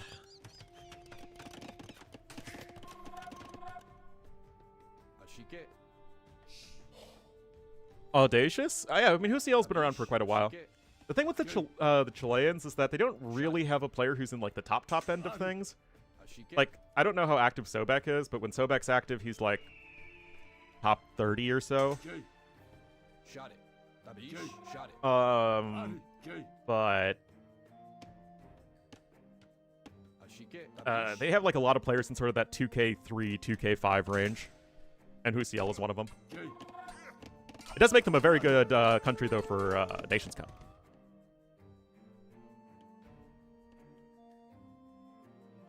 Historical figures? Oh, AoE 2 is certainly not out of good Middle Ages stories to tell. I think the issue is that somebody at World's Edge says that, okay, we're dipping too much into these obscure characters. Why don't we focus more on historical figures that people actually know about and are marketable, like Three Kingdoms and the Ancient World? I think that's really, it's the focus of World's Edge right now. Anyway, Jordan himself now up to a numbers advantage, and this is in part just thanks to Incas having that discount. I mean, this is going to be an extremely good fight here for Jordan. There's just, I don't think there's a way that you can defend against this as Husiel.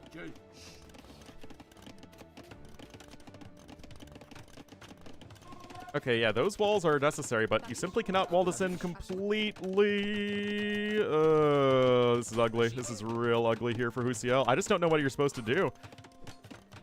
If the situations are reversed, you could just go Slingers to help balance things out, but, like, there's no way to defend, and you just didn't quite have the macro.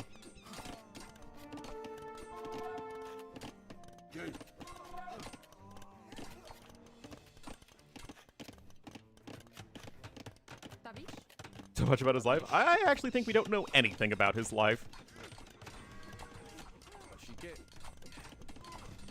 You got a wall. Oh boy. And again, this is just all macro. You have 5 racks pumping out units right now, but you just can't sustain the production. And with the resources collected, how often do I say this, guys? The macro balance needs to be better. Jordan's ahead in the resources that matter, food and gold. You have all this wood collected, which means, like, nothing.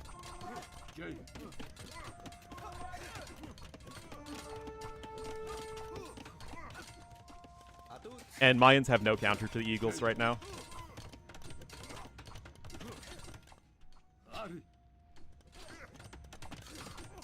Man, that's unfortunate.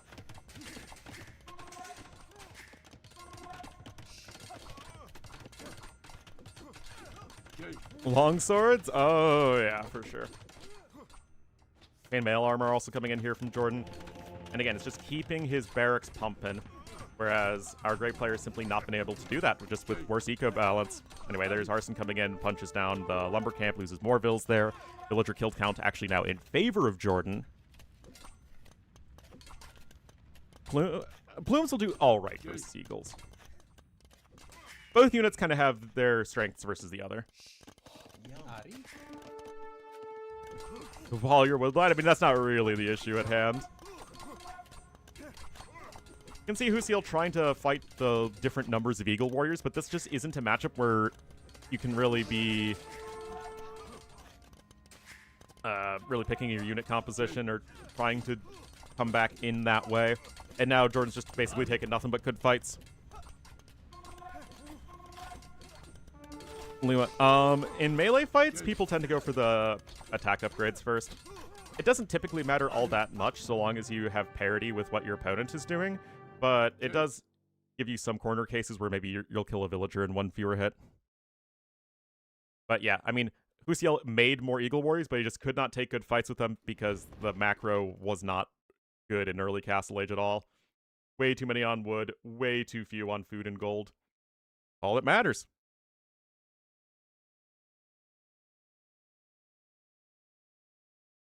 Still, I think that, again, if against a player who's also like 2k6 to 2k7, Jordan loses that game.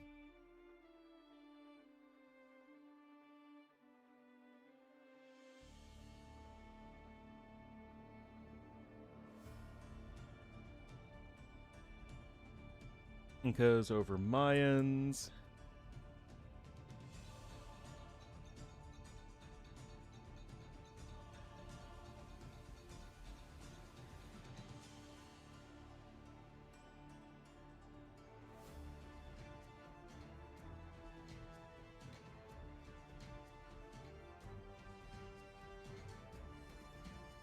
All right, and the next one's going to be Evacuation because I freaking love hybrid maps.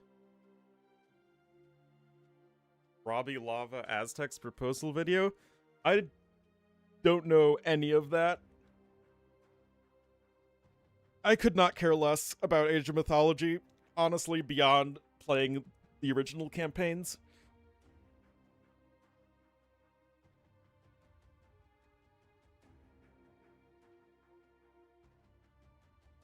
Power creep?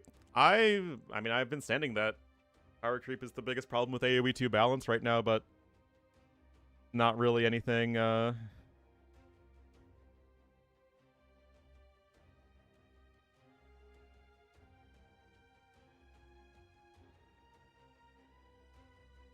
so good at it, man.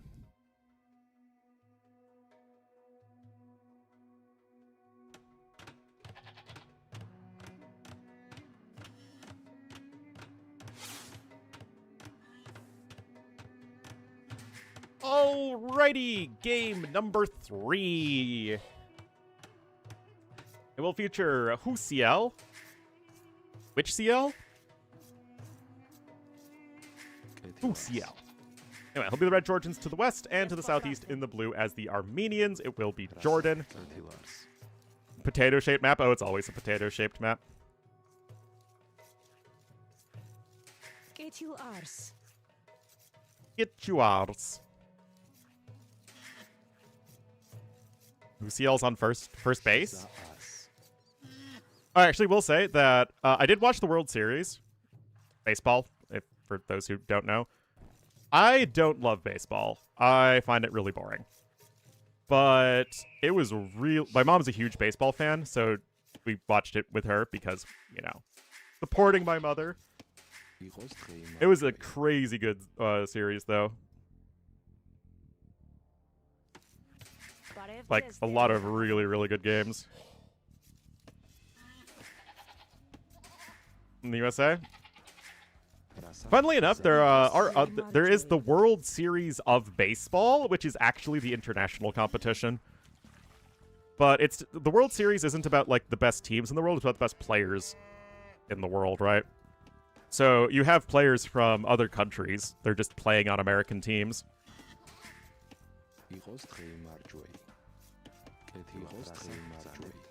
It's like, is the Premier League the #1 football soccer league in the world? Do they only have British players? No, it's just like, you know, the highest level competition. Yeah, these sims are banned in Thalassocracy Cup, which I find hilarious. It's like they're literally just not doing anything to patch it. It's just wild to my mind. You're literally trying to show off your new design and you're doing nothing to actually make it work properly.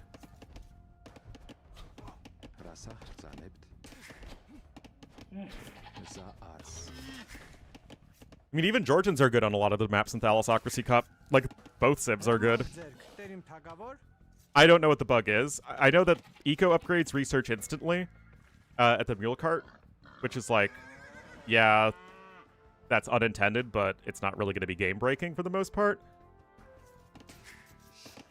But I just find it completely unacceptable that World's Edge is just not bothered with patching it. I just don't get that at all. It's a private patch for a tournament. No!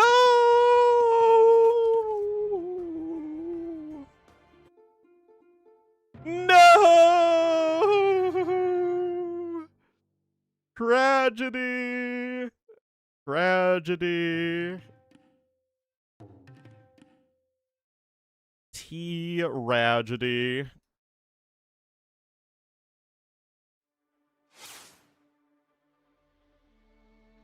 Lost the king? He lost the king villager.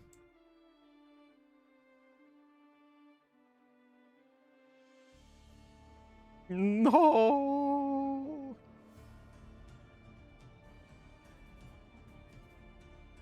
Does Hulk play? I don't know yet. I don't want to. What are your thoughts on the new water meta? I don't have an opinion yet. Play? I don't want to just be saying things or like having an opinion on stuff before I really see such drastic changes play out. I don't think there's another TTL match today. I mean, I probably should have checked it before I closed AoE. Yeah, there isn't another TTL match today. There is some more Thalassocracy Cup, so I'll cast that for a little bit longer since we haven't streamed in a while. I do want to stream a bit today.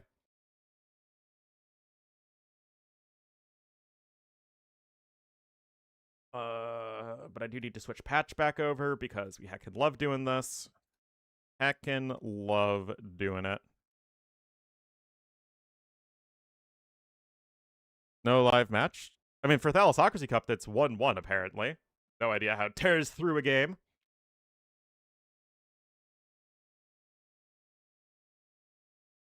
Rex? I don't really feel like casting Rex right now. Especially because T90's casting it.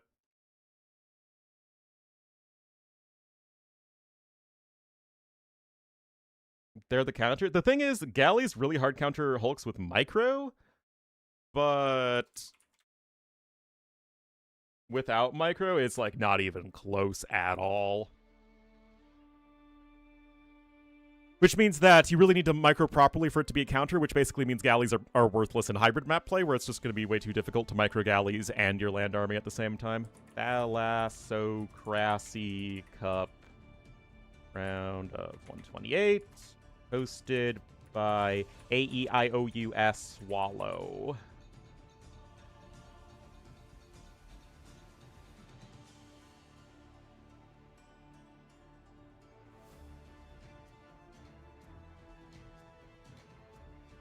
Uh...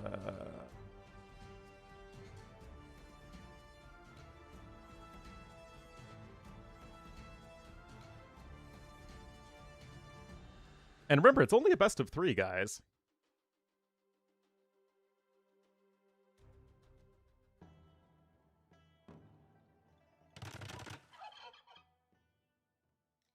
No idea who won which game. It doesn't really matter.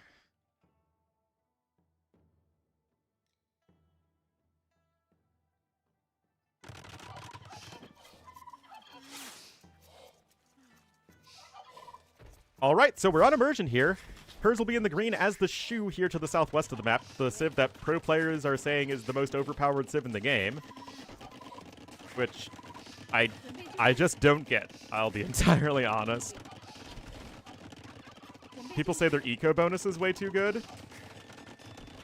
But like, the Keaton eco bonus was crazy because it just made you just super far ahead in resources.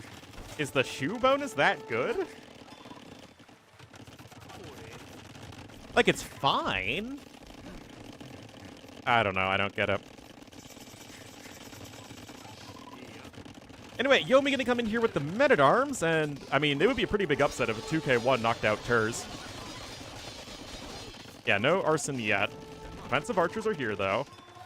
And so far, the Men-at-Arms aren't doing anything. Got a Hulk hulking around the map. Where on earth is that Hulk going, Terz? Please go back. There you go. Speed casting, well, we're trying to get up to real time.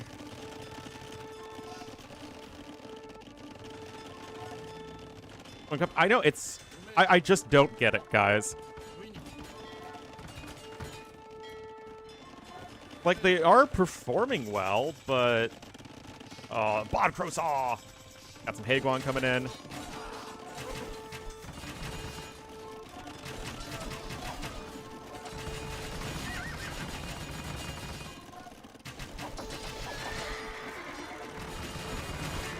Oh. Wait. Oh, it's double the fishing ship count for Shu. Oh, no. And the War Hulks are in. The Incredible War Hulk. It's just very strong, but, like, is it? I mean, Terz is absurdly far ahead in eco, but that's just because he has a huge fishing ship lead. Like, it's a fine eco bonus, but we're not talking Keaton level eco bonus.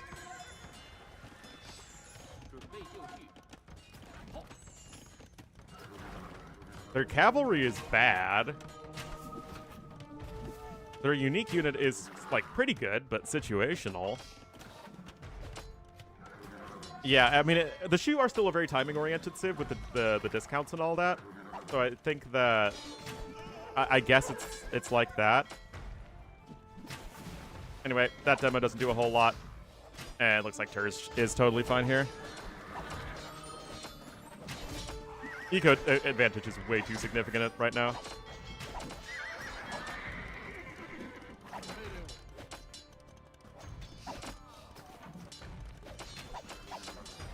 Into food? But it's not, you're not getting more wood on top of it, it's just like... And besides, the kelp bonus is 15% faster. Yes, there are many, many ways in which Terz has an advantage right now. So, good attempt from Yomi, but unfortunately for him, Terz just a little too good.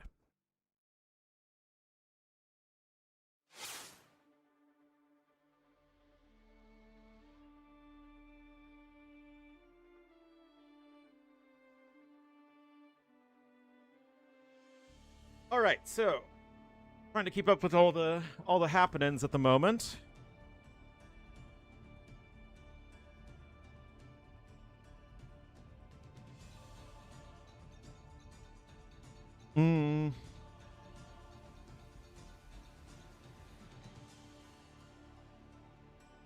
Apparently there's a match in like 20 minutes. I